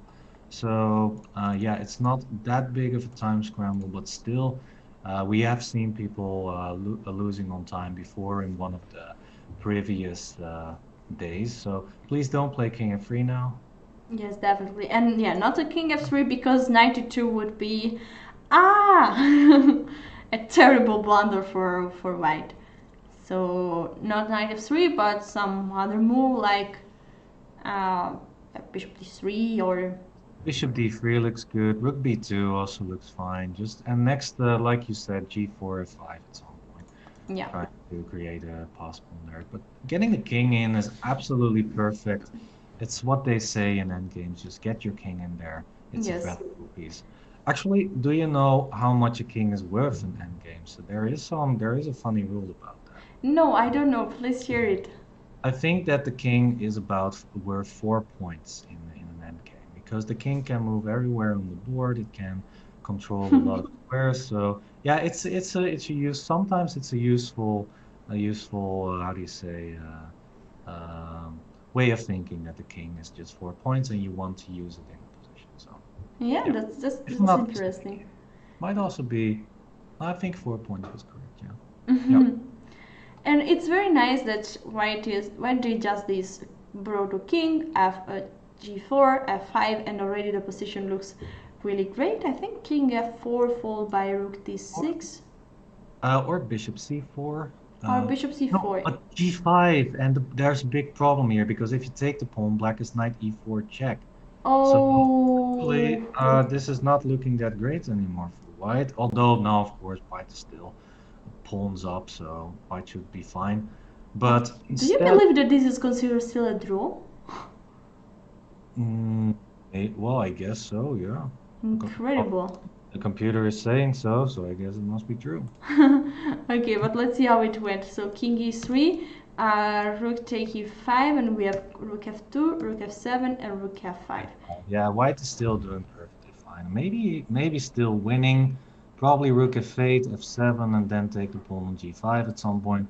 Yeah, white is still in the driver's seat here, especially because the queen side is on total lockdown for black. So yeah, now rook takes g5 looks normal, or king d4 actually looks very very nice, a very nice controlling move because now black has knight e5 perhaps. Bishop has to move, but then knight takes f7 might be an idea. No, yeah, knight takes f7 is still possible. Rook f5, king e7. It should be okay for black. I think the pawn in it should be okay. Rook g, but now knight e5. I would have not allowed the knight on e5 actually, but still after knight to g4, this is still look. Oh no, knight f6, knight f6. No! Oh, knight f6. Oh yeah. No! Oh no. Oh! Oh, this is fun. This is fun. Okay, let's see.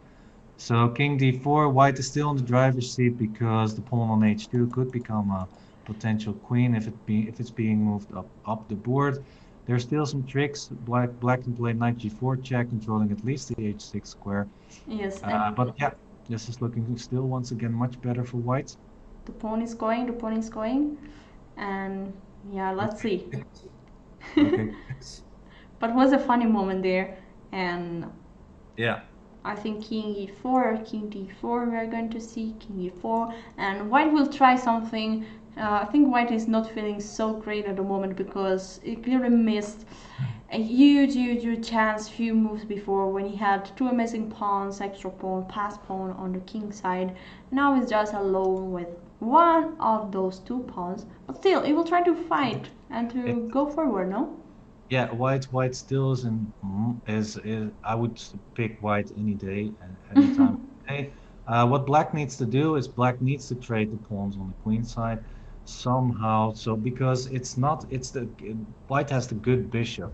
So if the a pawn ever becomes a free pawn, then white has the right bishop, so that black does not have that to rely on, unfortunately, for black. But knight f4 still controlling the h pawn, I would say, but knight f2, now h5 can be pushed. Oh, I would have loved bishop c2, and this knight is looking a bit lost there. Okay, we have rook f2, knight g4. Rook f3, oh, I'm not sure that was the right idea. Yeah. Because now black really wants to just get every pawn on the board. Knight f2, very nice move. Knight g4 back, going for the draw. King e2 though, but then rook h6 perhaps. King e4, but now knight f2 again. Are they already on the third? I think they should be. Might be the third repetition here. Let's see if there's something at stake still. No, nothing is at stake. Tanzania is playing for an honorable half point because they are 5-0 up. So a half point would save the honor of the Tanzanian team. That would be awesome. Yes. Let's see. Knight f2 should be a draw. Let's see if it's going on the board. Okay, don't lose on time. Come on. Wait, there's a disconnection. Okay, DNA offered a draw. The time is stuck, was stuck, now it's rolling again. So black offered the draw, but yeah, but didn't move. But now knight f2 is again on the board, and a draw was agreed. So yeah, congratulations to the black because was able to grab off a point from this hard position. Yeah, that was very hard here, and yeah, it was a bit hard to attack. No, we had some crazy moment. Yeah, with knight f2, free-fold repetition was going to occur. Oh, this was the critical moment. This was the critical moment. Knight f6, and the rook would have fallen, unfortunately. But yeah, a new game is started. And yeah. All the games are finished, it seems. So yes. That was a lot of fun. A very interesting end game, and yeah, nice.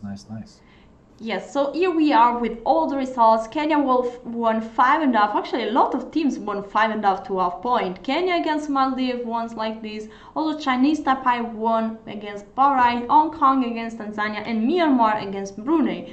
But Thailand did just 5-1 against Nepal, but still Thailand is doing really great.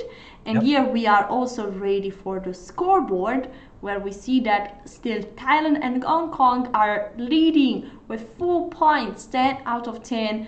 And I'm really looking forward to the match against each other. Who will win the Pool A? Yeah, it's an intense fight between those two. Kenya, the dark horse, I think. Still, I've said that yesterday as well. I think they are crushing it at the moment. Yes. Yeah, and Myanmar looking strong today. They have won both the matches so far, and they were thought to be the favorites to win Pool A. They are obviously not going to do that anymore. but they are going back, and they are back in the race for perhaps the third place. So yeah, Myanmar also a team to take a look at, and of course Chinese Taipei and Nepal also still in the race. This is a very interesting pool to yeah, to commentate on. This was a lot of fun so far. Yes, it was a lot of fun. And you guess what, guys? I want to start a bet between us and the chat and everyone that wants to participate. My question is: will Thailand or Hong Kong win this pool A? Yeah, so take your part. I think I would bet for Thailand. Yeah, me too, actually, because they have been so strong, and they also have already played against very strong teams, I believe. So I also would bet on Thailand at the moment. But yeah, so remind you, everybody, the top three teams move on to the next division. So currently that is Thailand, Hong Kong, and Kenya, but we still, of course, have 4 rounds to go. So it's still all undecided. Okay, let's see if we are ready. We have already the pairings of the next round. I guess yes, we have it. So here we are. This is the pairings of the next round. Is the round number 6. And no, we don't have yet the Hong Kong against Thailand, but we have Thailand against Kenya. So first against third place. Yeah. And also Nepal versus Chinese Taipei. Those two are also still in the race for the top 3 spots.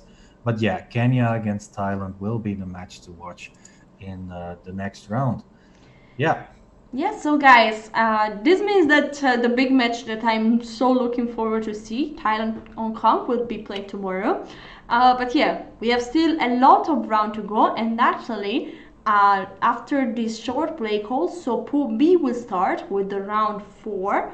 So yes, stay tuned and see you in 5 minutes for Pool A round 6 and Pool B round 4.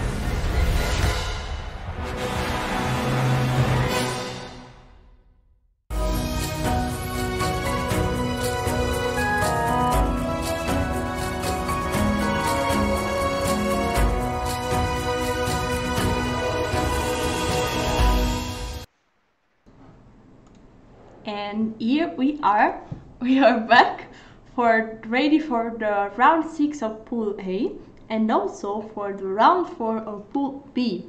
Actually, as always, we'll be following the Pool A, the 6th round, but let's announce immediately the pairings of the Pool B round 4. We are going to have some exciting match here. I think Cyprus, Pakistan. No, not really. Let's have a look at the scoreboard like this. We understand what was happening there. Yes, Syria, Malta, and Namibia are currently leading. Also, Qatar and Mozambique have 4 points. So yep, these are definitely the teams that are trying to fight for the qualification. So yeah, Syria still going strong. Syria also the big favorite in this pool, by the way. They have a very high average rating compared to the others. And yeah, Syria playing against Malta, a big round 4. Yeah, we'll keep you an update, of course, on the scores, what is happening in Pool B. Yes. For us, the focus will be on Pool A because they're already further ahead. They will start round 6 very shortly. Yeah, I mean, lots of, yeah, a very exciting match, of course, in round 6, which is Kenya versus Thailand. That is absolutely the one to look out for. Both teams doing very well in standings, and it could be a decider for who will already be qualified for the next division. Yeah, by the way, I love how after G4 the bar shoots up in favor of black. It's wrong. But okay. But it's a fun opening to play, I definitely agree. By the way, I guess that in this round 6 we will going to focus on the match Kenya against Thailand. That is the first place against third place according to the current standings. So the round has already started. So let's go into it. Let's go into it. All right. All right. Oh, okay. This is the first game that I have here, and not sure if this is the first board actually. But we have Mr. Tupfa against Mr. Mehul. So might be maybe a junior board even. That is, let me check. That is board 2 actually of the match. Mr. Tupfa is playing for Thailand with a rating of 1888, and his opponent from Kenya, Mr. Gohil, has a rating of 2033. So the rating advantage is for Kenya with about 150 points. Yeah, so just a reminder, everyone, I'm doing this because the ratings you see right now on the screen are the chess.com ratings and not the official FIDE ratings. So those are not a good indicator of the player's strength.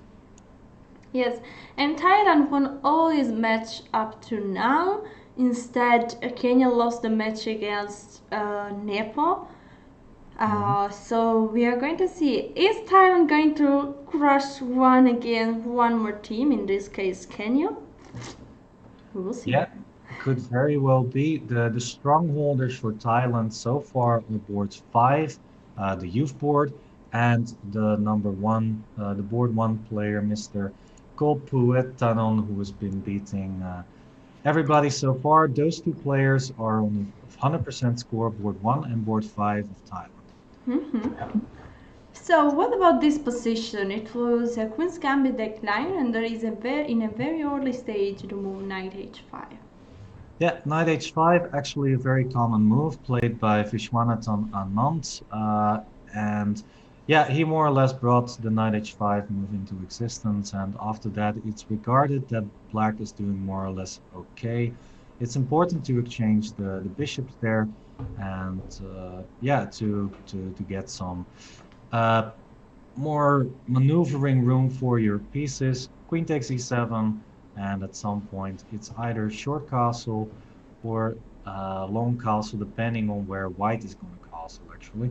There's a very nice idea that Kasparov actually played in this position, and that was actually a long castle move and a minority attack on the queen side. So he was provoking black with that, but the idea is you're just putting the king on a1, put the rooks on c1 and b1, and start pushing b4, b5, and try to attack on the queen side. A very nice idea that Kasparov took, yeah, introduced at some point.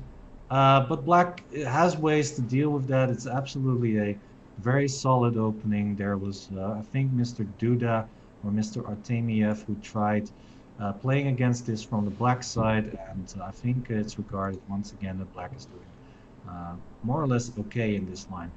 Yeah. So yeah. Yeah, so we will see. So short long castle is considered still a possible idea. Yeah, you could also play for the break e4. White is not going for that because he played the bishop to e2 instead of to d3, where it could support a break like that. Yeah. But yeah, moves for black could still choose. Short castle is also okay. Oh, okay. Yeah. So bishop d3 might be that white is going for short castle. Somehow rook a1, knight d2, f3, and e4. Yeah, that's very well an idea. An idea to counter that for black is to play c5 then, to try and counter everything so that, yeah, white will not have any space advantage if those pawns are all getting exchanged. So, yeah, it's a very double-edged opening. It's very solid for both players. And the question is, how will they choose to continue? Short castle or long castle for white? And how will That's a good question. Yeah. Okay, let's move to another board and we will be back here soon. Here we are, should be probably the second women board. With the white pieces we have Pornouma from Siri against Joyce and Dirango, the women CM from Kenya. Mm-hmm. And it is indeed the second women's board. And the rating update is 1621 rating for the player from Kenya and a 1559 rating for the player from Thailand. Mm-hmm. So from Thailand. Yeah, slightly better rating for Kenya. Yes, the opening was Erosolimo. I guess we discussed something similar yesterday. This time there are the move. There is the move h3, but there is also the move c3. And what do you think about the move c3 in this position? Usually you want to keep the pawns on the white square, so put maybe the best move in this position would be to play c3, c2 back, but that is of course not possible.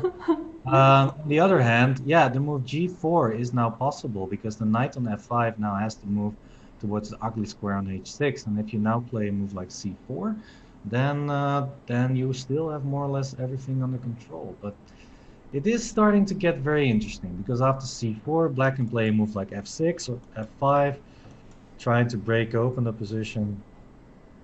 So I'm not sure how great the position is for white actually. I think f5 would be a good idea. Mm-hmm.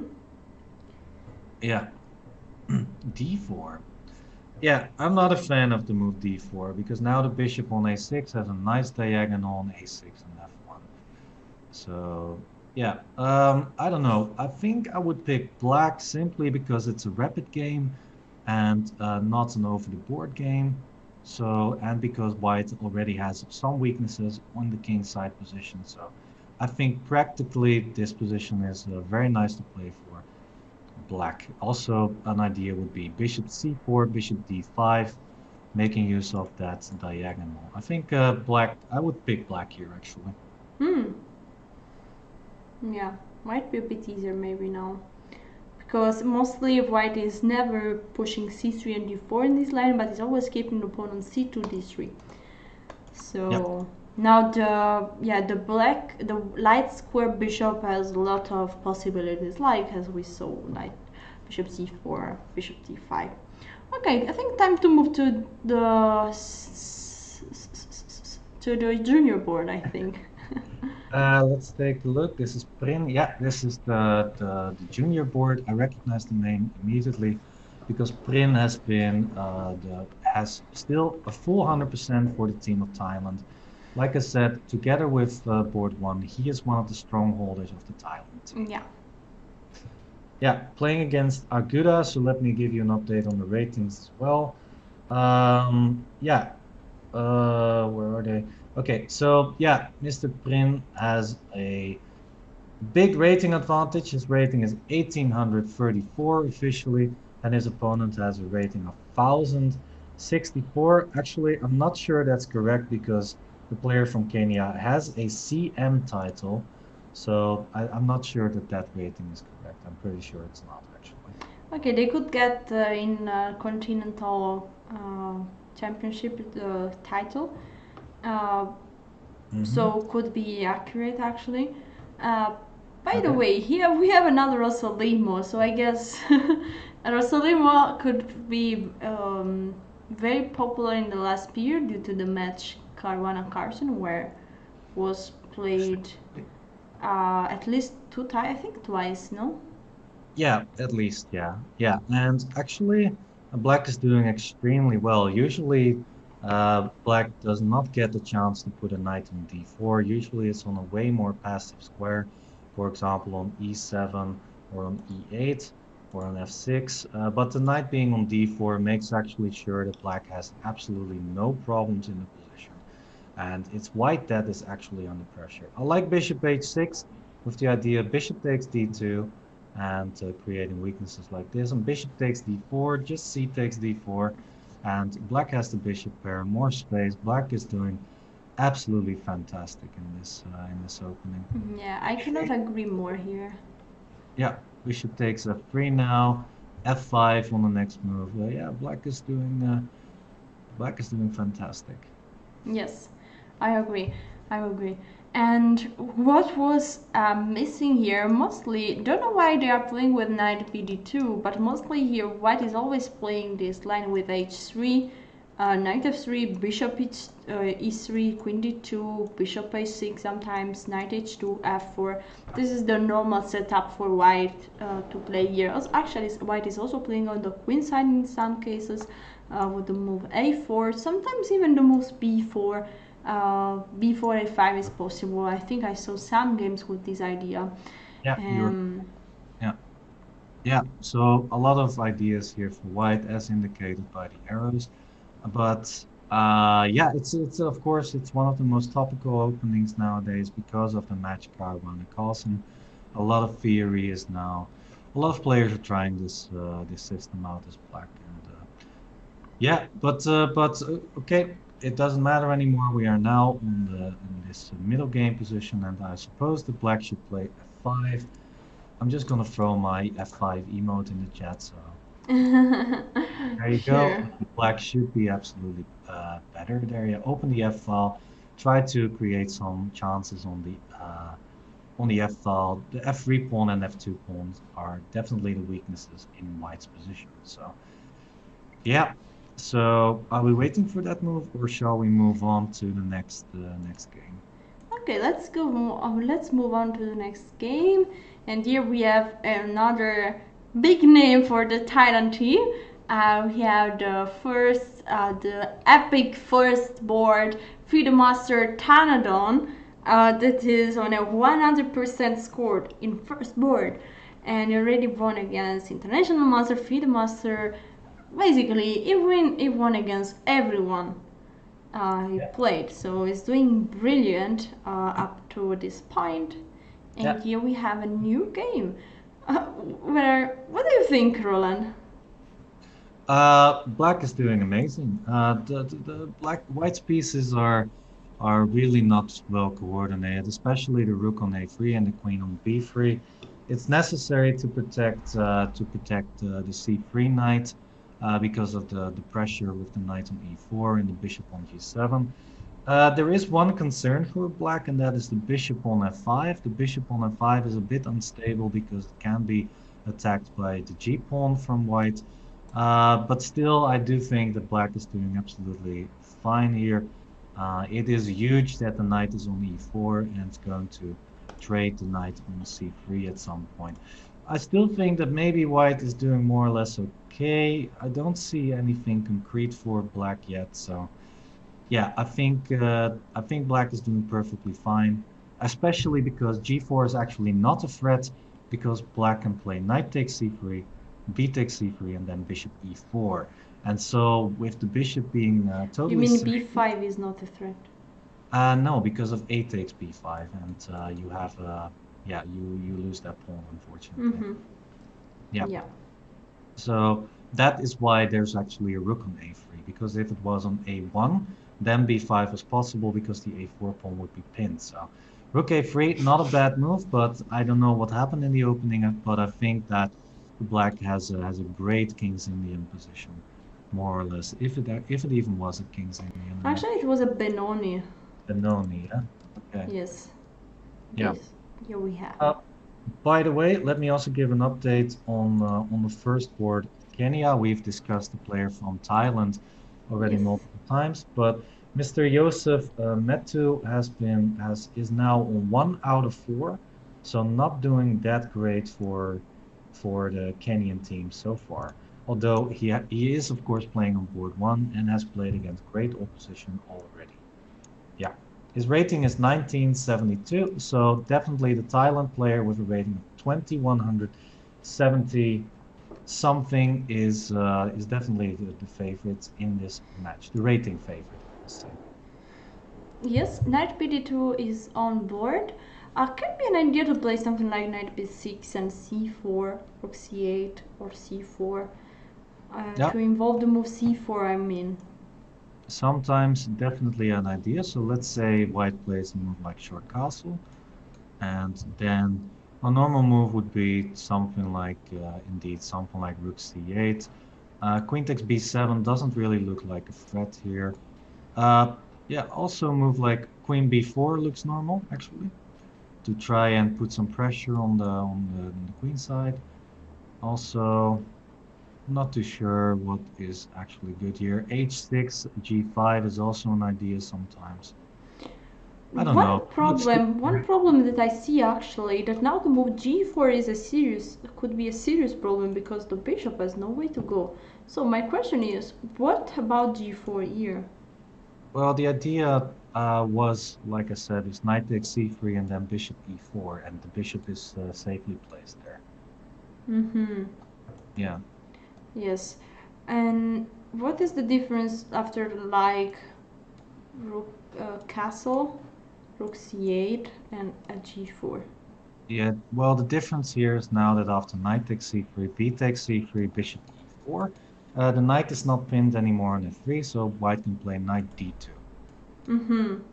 That is a pretty annoying move for black. Okay, so black should take care about this move, I guess. Maybe just h5, why not? Mm-hmm. We're keeping an eye on that. Or, well, d6 might be a problem at some point. Yeah, I think white might have a big idea here of knight takes e4 and bishop takes d6.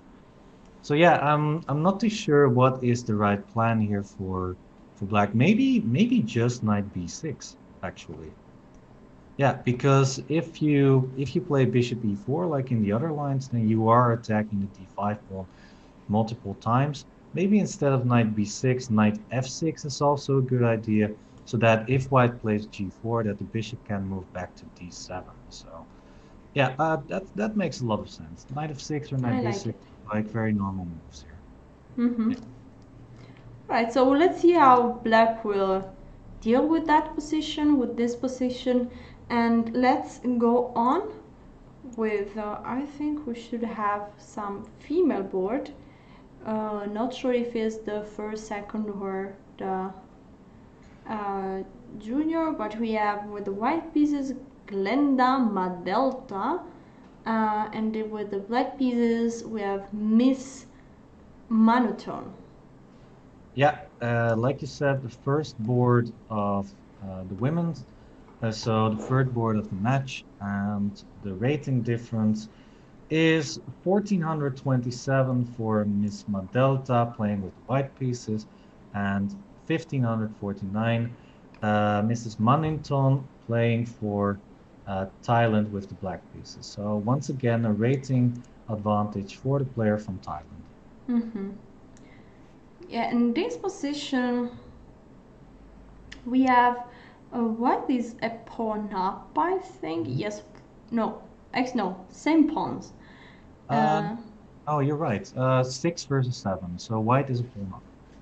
oh yeah, yeah, that's true. But it is not so clear because the pawn structure is so weak on the king side that optically seems not so clear. Actually, it seems that the pawn structure of black is doing really brilliant there because it's limiting a lot of possibility for the king, the rooks, and But still, white should be on top here. It's not so easy to attack any of those pawns on the king side. Black does have a lot of space on the queen side. The question is, I think, how can black make use of that? Is a move like c3 a good idea? I'm wondering if that works, because that would open up all the rook files and that would create some nice initiative, I think. I think c3 would have been a great move there, actually. Yeah, I think so. Yeah, so black, instead of bishop b4, could have played maybe the move c3. Yeah, with the idea b takes c3, d takes c3, king takes c3, and then rook c8. Entering on the d file with rook d2 on the next move. Yeah, yeah, that looks brilliant, actually. yeah, Yeah, it and looks I great. think maybe I would pick black in that position, actually. Suddenly, yeah, because black is like 2 pawns down, but he's doing so well with the rooks with all the pieces, and the rook is coming Oh. to d2. And so, how much is worth a rook on the second or seventh rank? 15 points. I have no idea. No, I think it is one of the most dangerous ideas, of course. So, yeah, definitely the rook will be worth more than its Six. initial price. 6, 7, 8. Let's give 6. Let's do 6. Yeah, sure. 6.5. 6.5. 6.5. Deal. So from now on, a rook on the second or seventh rank is worth 6.5 or 6.5 instead of 5. So it's worth a bit more, guys. Yeah, especially in a position like this where you've got clear weaknesses on c2 and on f2. Mm-hmm. Yeah. Okay, but black played bishop b4 instead of c3. Mm-hmm. So now if white plays, now it's a bit harder to open up. Yeah, king d1, I like that. Now c3, closing up the queen side, and king d2 at some point. It's still, the pawn on d3 is a big pawn. Okay, and now e6 on the board. Nah, I definitely think e6 is not the way to go for white. Yeah. Is f2 is f2 hanging? Yes, it is. So maybe f6 could be, okay, f6 knight h3 could be an idea. Yeah, but the knight will not be well positioned on h3. It's But after maybe f6. f5. Yeah, that's true, but yeah, black can play f5 maybe after that, yeah. Yeah. Or yeah, I mean the knight would love to be on a better square than h3 where it's very passive. I don't know, it could go either way. I think that black also has ideas with b4 and opening up the b file. It is, yeah, white needs to be very worried here because the pawn on d3 is a big pawn there. Yeah, it's looking pretty good for black actually, and that is once again, I think the player from the flags are so small. Let me see. Yeah, the player from Thailand is the black player, of course. Yes. Yes. Black. Yeah, so let's go on. I think we have probably a result here. Okay, but there's another match. But Nepo. Oh, Taiwan won. Yeah, well, Chinese Taipei won the game against Nepal. That is also another critical match that we should take a look of. Okay, now let's go back to the match Kenya against Thailand, and we should be at a women board, I guess. We have Naya Gosrani against Sarocha. All right, let me check. That is actually the sixth board, so the women youth board, and the rating difference is quite high once again in the favor of Thailand. Miss Sarocha from Thailand has a rating of 1694, the white player, and Miss Naya from Kenya has a rating of 1358, the black player. So a rating difference of around 340 points for Thailand. Mm-hmm. And white seems to do really well here. E6 is a weak point. The rook on c7 is worth 6.5 points instead of 5. Also a7 is now a target. E6. Rook takes c8 looks already winning to me.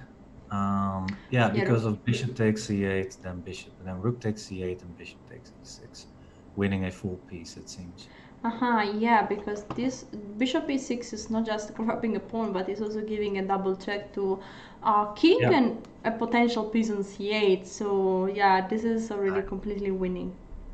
This is a dream symmetrical position. White's pieces are all much better placed than the black pieces. And yeah, very nicely played by white. Yeah. Did we see all the games, or I think we saw all the games. Yes. I think we did. Yeah, I think we are full circle right now with the Thailand match. So let's go back. So this should be the game, the second board. Mr. Tumpha against Mr. Melwo. And so they both decided to castle short, and I think the white has some pressure in this position. He managed to get some activity on the. Wait a second. Isn't white just winning a pawn here if d takes c5? Ah, no, the trick is knight takes c5, and that's a nice trick actually.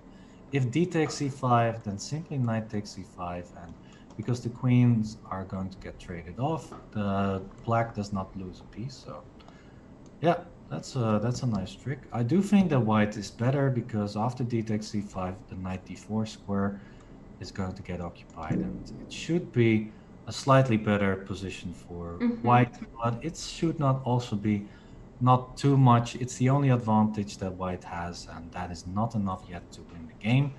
But yeah, I would definitely pick white there. Yeah. And let's see if we have some moves. No, not yet, but probably this could be a potential follow. D takes c5, because white is more or less forced, I guess, to take there, no? Well, yeah, otherwise black could maybe play c4, which could be annoying, although it is still nicely covered by all the white pieces. But yeah, d takes c5 looked like the most logical move, and white still has a small advantage. So yes. And yeah, we got the position that more or less we expected. Bishop c3 was needed because knight was attacking, and knight will come to d4, and white can enjoy a slightly better position due to this isolated pawn on d5, and the fact that white is in control of the square immediately in front of that pawn, so the square d4. Exactly. Yeah, small, but may become significant later. Yeah. So here we have a result, so let's announce it. In this position, black has by far too many pawns, and white resigning this endgame. This means that our young star Pruijs won another game and is now still at 100% score, I guess. Is he also no at 100%? Yeah, absolutely true. Together with board 1, so far the two players with 100% score. So GG, and yes. So let's move back to another board. Here we have the second women board, where white is an exchange up, and yeah, is white to move? Ooh, yeah, white's an exchange up, but black has 2 pawns for that. The reasons why this is... I was thinking maybe white was winning with rook f takes f5 there. Rook f take f5. Because after e take f5, there is probably... Just queen f6, I think, and then rook e8 mate. Huh. Wow. So there was a mating... yes, a mating... net. Yes. Yeah. Okay, let's see how it went. Queen f6. Maybe the idea is similar. Yeah. Now black has rook f7, and Yes. that more or less. Yeah. Now, if white takes on f5, black also has the option to take back the rook or with the g pawn. So that trick is not in the position anymore. And in that case, I think that black is on top here. Yeah, it's very hard. All the pawns are weak of the white in the white side, especially the b2 pawn, which is already attacked by the queen. Yeah, so white's an exchange up, but the bishop on f5 is uncontested. Every pawn is protected more or less. This is looking pretty good for black. White needs. I agree. Maybe, you know, one possibility for white could be, okay, not this rook take, but queen g5 with the idea of rook h4. And I guess there might be some check because king g8 seems like forced. Yeah, queen h6 doesn't really do a lot because you can play king g8 and everything is still protected. So, yeah, I don't think that plan really works. And especially after queen g5, queen takes b2. The pawn after rook h4, you still have queen takes Yes. b2. So, yeah, I'm having a hard time finding a plan for white. Maybe h4, h5 is an idea, but yeah, instead this. Okay, we had the sacrifice here, rook half take f5, and black took back with the e pawn. That maybe might give, maybe it was better to take back with the g pawn. Yeah, I think so. G takes would looks pretty good, or rook takes maybe even. Yeah, rook takes looks nice. Yeah, rook takes. The idea, if you play queen e7, then you have rook f7, no problems there. And if you take once again on f5, then you have queen takes f5, also no problems there. Yeah, I like rook takes f5. Yeah, very much. But we have the e take f5 that allows rook e7, and after queen a2, we have queen d7. But here queen d5 simply, and I don't. Or rook takes e7 and queen f7 looks actually the more easy because then you retain all the pawns. Yeah, just exchange rook takes? Queen f7. Rook takes e7, queen takes e7, and queen f7. And no problems for black because after queen e5, you can just play queen f6. And I don't think white has enough checks anymore. Queen c7, king h6, no problem. Yes, and after queen take a2, the pawn on d4 is falling, and one pawn on f2 or b2 will fall as well. So yeah, black is just winning here. But let's see where we are in the game. c5 was played. d5 would have been at least a draw there, I think. Yeah, because you have a perpetual already, but you could also play for a win because the d pawn is growing so fast towards the end of the board.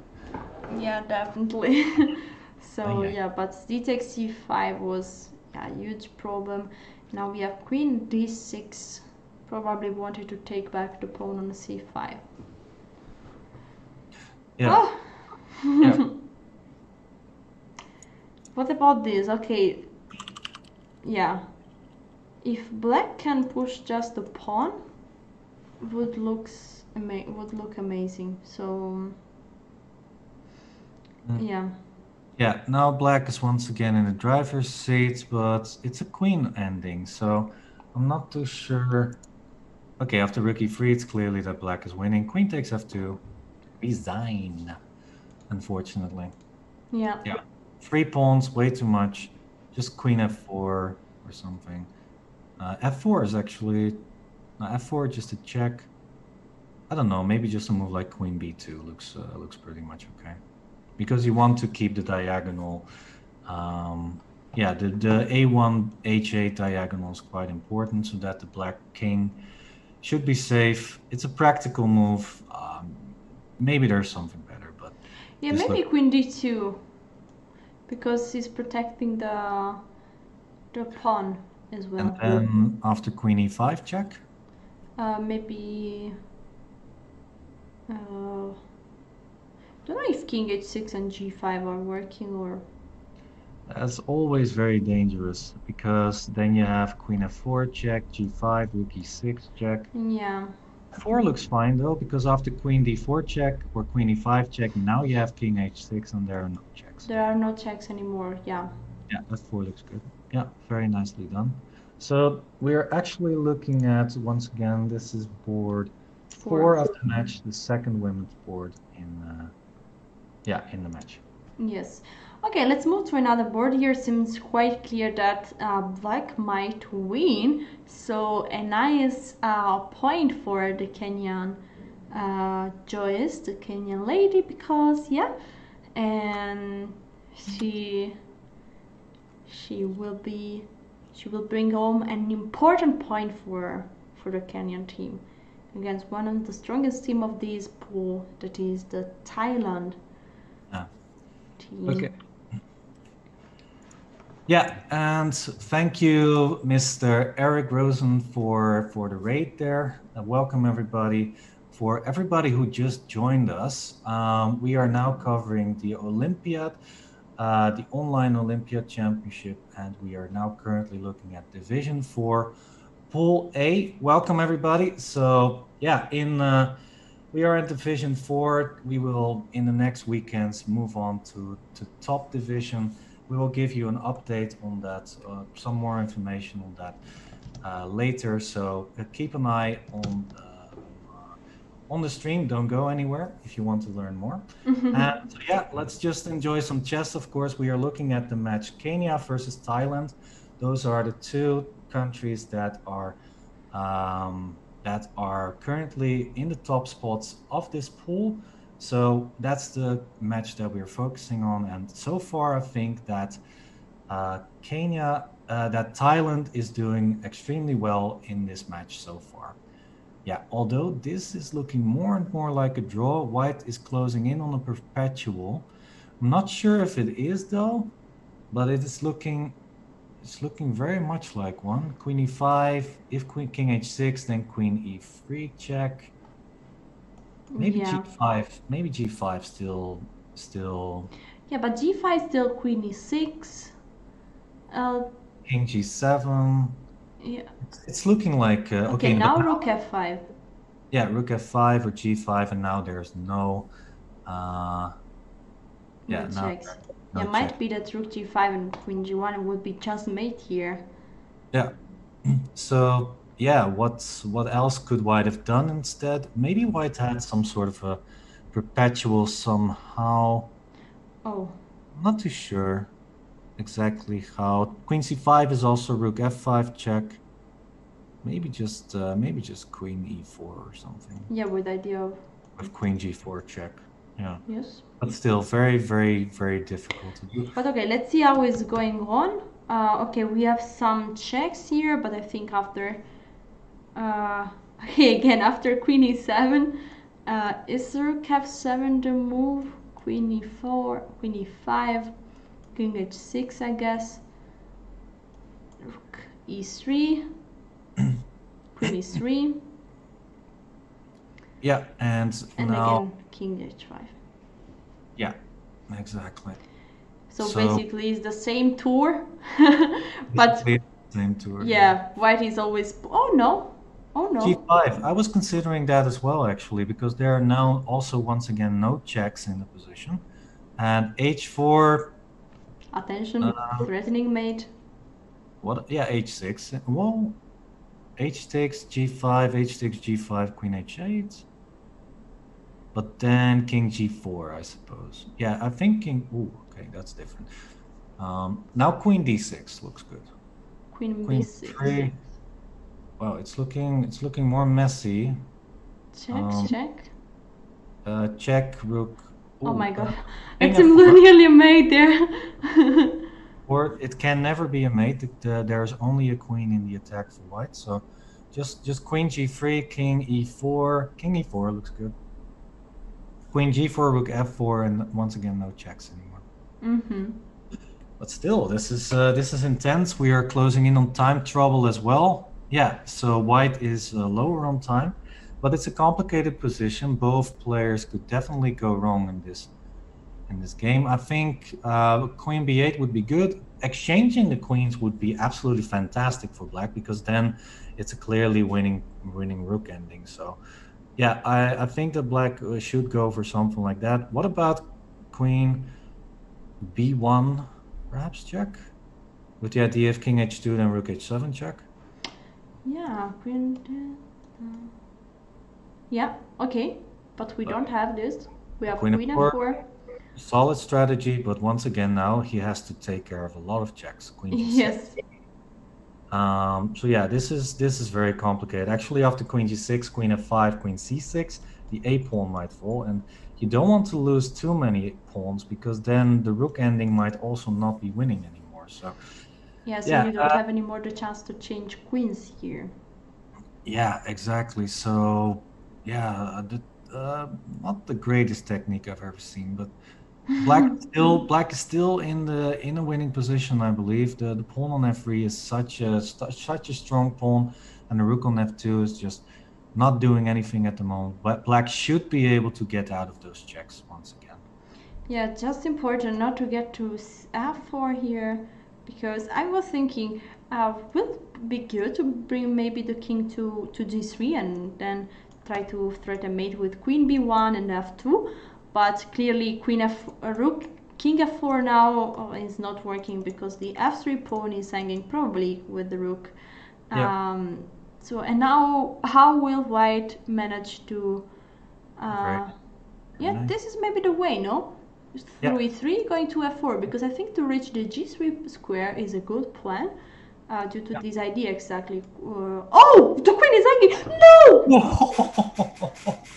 The queen was hanging! The queen is hanging! There is a rook on c. No. That was brilliant. I know that you're low on time. I'm just gonna troll you and put the queen on c7. You missed that. There you go. Moral victory for white there. Yeah. Queen e6 check, just I don't know. King h4 looks good. No checks off. Yeah. Okay, now king g3 looks good. King g3. And then rematch, will white once again try queen c7? No, the king goes to h5, but now rook h2. Now rook h2, and I'm pretty scared. King g6, still okay. No, wait, it's not okay anymore. Queen c6. It's not okay anymore.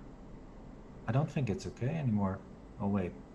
What? Queen c6? Now, how are you going to defend this? No king g5 or king g7, that will be mate in 2. Yes. So you have to play rook f6 or queen f6 here. Yes. This is important. Okay, please don't move the king. Okay, rook f6. Okay, nice. Queen e8. Oh, no, rook h5, rook h5. Oh, darn it. Yeah, okay, there you go. The old building ordered me. Oops. And the pawns are also so far advanced that black cannot create a fortress anymore. This is over. Queen takes a4 check. Just grab all those pawns. And, well, actually, if black can keep the rook behind the pawn somehow, then it's still not that easy. You still need to find some technique there. But, okay, queen d6. Imagine some mate here. Well, that would be brilliant, but king g4, just go after the a4 pawn. Yeah. King f2, good move. Rook f5, but with the rook on f5, I actually took a look at an ending like this. If the rook is behind the pawn, then you need to get the king to e4 somehow. It's really a tricky way of playing, because if you move the king, then the pawn on f3 will be very dangerous. But I know that this is a winning endgame. Yeah, there is a maneuver for white that wins the game here, but yeah, like this, white's never going to get it. So yeah, I guess white should start to collect the a4 pawn, no? Definitely. First collect the a4 pawn, and after that you need to create some sort of a net. For example, if you think the a4 pawn away and put the queen on g7, for example, one of the ideas is then to play king g3 there, and then with queen g4, queen takes f5, you win the rook.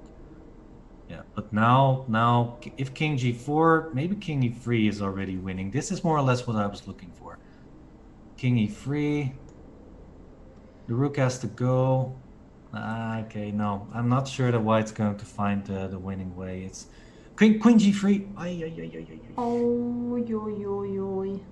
You said, I'm not sure that white is gonna find a winning way. Queen g3 was on the board. Yeah, but black could have made it so much more harder for white. Yeah, with with king h5, I guess. Yeah, with the rook behind the pawn, it was so hard to. It's actually, I took a look at this on my Endgame Tuesday streams, and it was really complicated to figure out how white should win that. It's like a move order thing, a Zugzwang thing. It's there would be a really good chance that black could have held that endgame. But yeah, so unfortunate. Two pawns Yeah. off, winning endgame, and then maybe a practically drawish endgame even, and now it's over. That was so unfortunate for the player from let's see, from Kenya. From Yes. Kenya. So Yes, yeah, definitely. And this was also a brilliant and hilarious last game. And yeah, I mean, very unfortunate for the player for Kenya that, yeah, was in a very good position, played really great, but at the end, sadly, yeah, got tricked and lost the queen. So all yeah, right. I think let's that is time to have a look at the yeah the results. Yeah, all results are in. Oh yes, soon they will be in. We Yeah. have some clear matches. Chinese Taipei actually won against Nepal, so Yeah, big might be that matches. Chinese Taipei is going to yeah really to fight for the third place because Oh my God. The score of Thailand versus Kenya is actually a 6-0. That is some beatdown you've got there. 6-0. Wow. Against two teams that are going for the top spots in the standings. That's harsh. But Thailand is really on fire. Really on fire. Take a look at all the yes. board points that they have. It's like they almost won all their board games. It's like yeah, they are performing so incredibly well in this pool. And it seems that just Hong Kong might be able to challenge them. But still, we had no direct match, and we are probably going to have this tomorrow because yes, we are now finished with the division A, but tomorrow we are going to have the last 3 round. So yeah, this is maybe it's good to take a look also at the pool B because the pool B just started and now we are clearly going on with pool B, C, D and D for the all day. So let's see what happened here in the fourth round of pool B that sadly we could not follow, but the games are not yet finished, but we have already some important results. Mozambique won already the match with 4.5 to 1.5 against Namibia.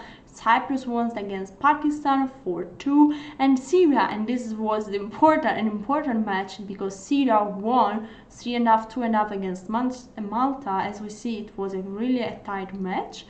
But it means that Syria will be leading the standings of the Pool B. Uganda won 5-1 against Kuwait, and Qatar won 3.5 to 2.5 against Rwanda. So guys, what is our plan now? We are going to have a bit longer break, and in the meanwhile the Pool B round 5 will be playing, so if you want you can follow all the games on chess.com. And we will be back to go on the third round of Pool B. We will for sure be back with all the results, all the pairings, the standings of Pool B, and we will go on with the sixth round and the fourth round of Pool C. So yeah, and I think it would be a good idea to close with the standings once again of Pool A so that we can see how everybody is doing once again, because I think that the two teams that are now on top, Hong Kong and Thailand, are more or less already qualified because they have such a huge lead over the other countries. So, but yeah, Kenya losing the match against Thailand, that was absolutely huge. And Chinese Taipei winning the match against Nepal, also a huge victory for Chinese Taipei. But also, I want to mention Myanmar coming back strongly in this in the past few rounds, because I think they won all their rounds today. yes. And are now back on 7 points. They are one of the rating favorites, so they are still in contention for that third spot that will move you up to the next division. So Yes, yeah. definitely. And also Chinese Taipei is doing great. I mean, they also started quite slow yesterday, but they are back on track, and now they are at the third place. That means qualification, means Division 3. So I guess it's very important for this country to try to advance and to have an extra and another fight in the next division. So yeah, what are your guesses now? Yeah, I think that Thailand and Hong Kong are going to promote. This was Uh, easy. that's easy. And actually, I think that Myanmar is going to prove their rating worth. I think they're still going to be number 3 in Pool A. But of course, everybody will see that back tomorrow. Like Alessia said, we'll be back after 1 hour with Pool B. We will then update you on the round 5 that we will unfortunately miss, but hey, we are human. We need some rest as well. So, yeah, we'll be back with Pool B in 1 hour. Yeah, do you have some final words, Alessia? No. I just invite everyone to get some food, get some lunch, because in 1 hour we will be already back, ready for other 3 rounds, and then ready again for other 3 rounds. So we will be back at 2 p.m. Central European time. See you soon, guys. Yeah, see you soon.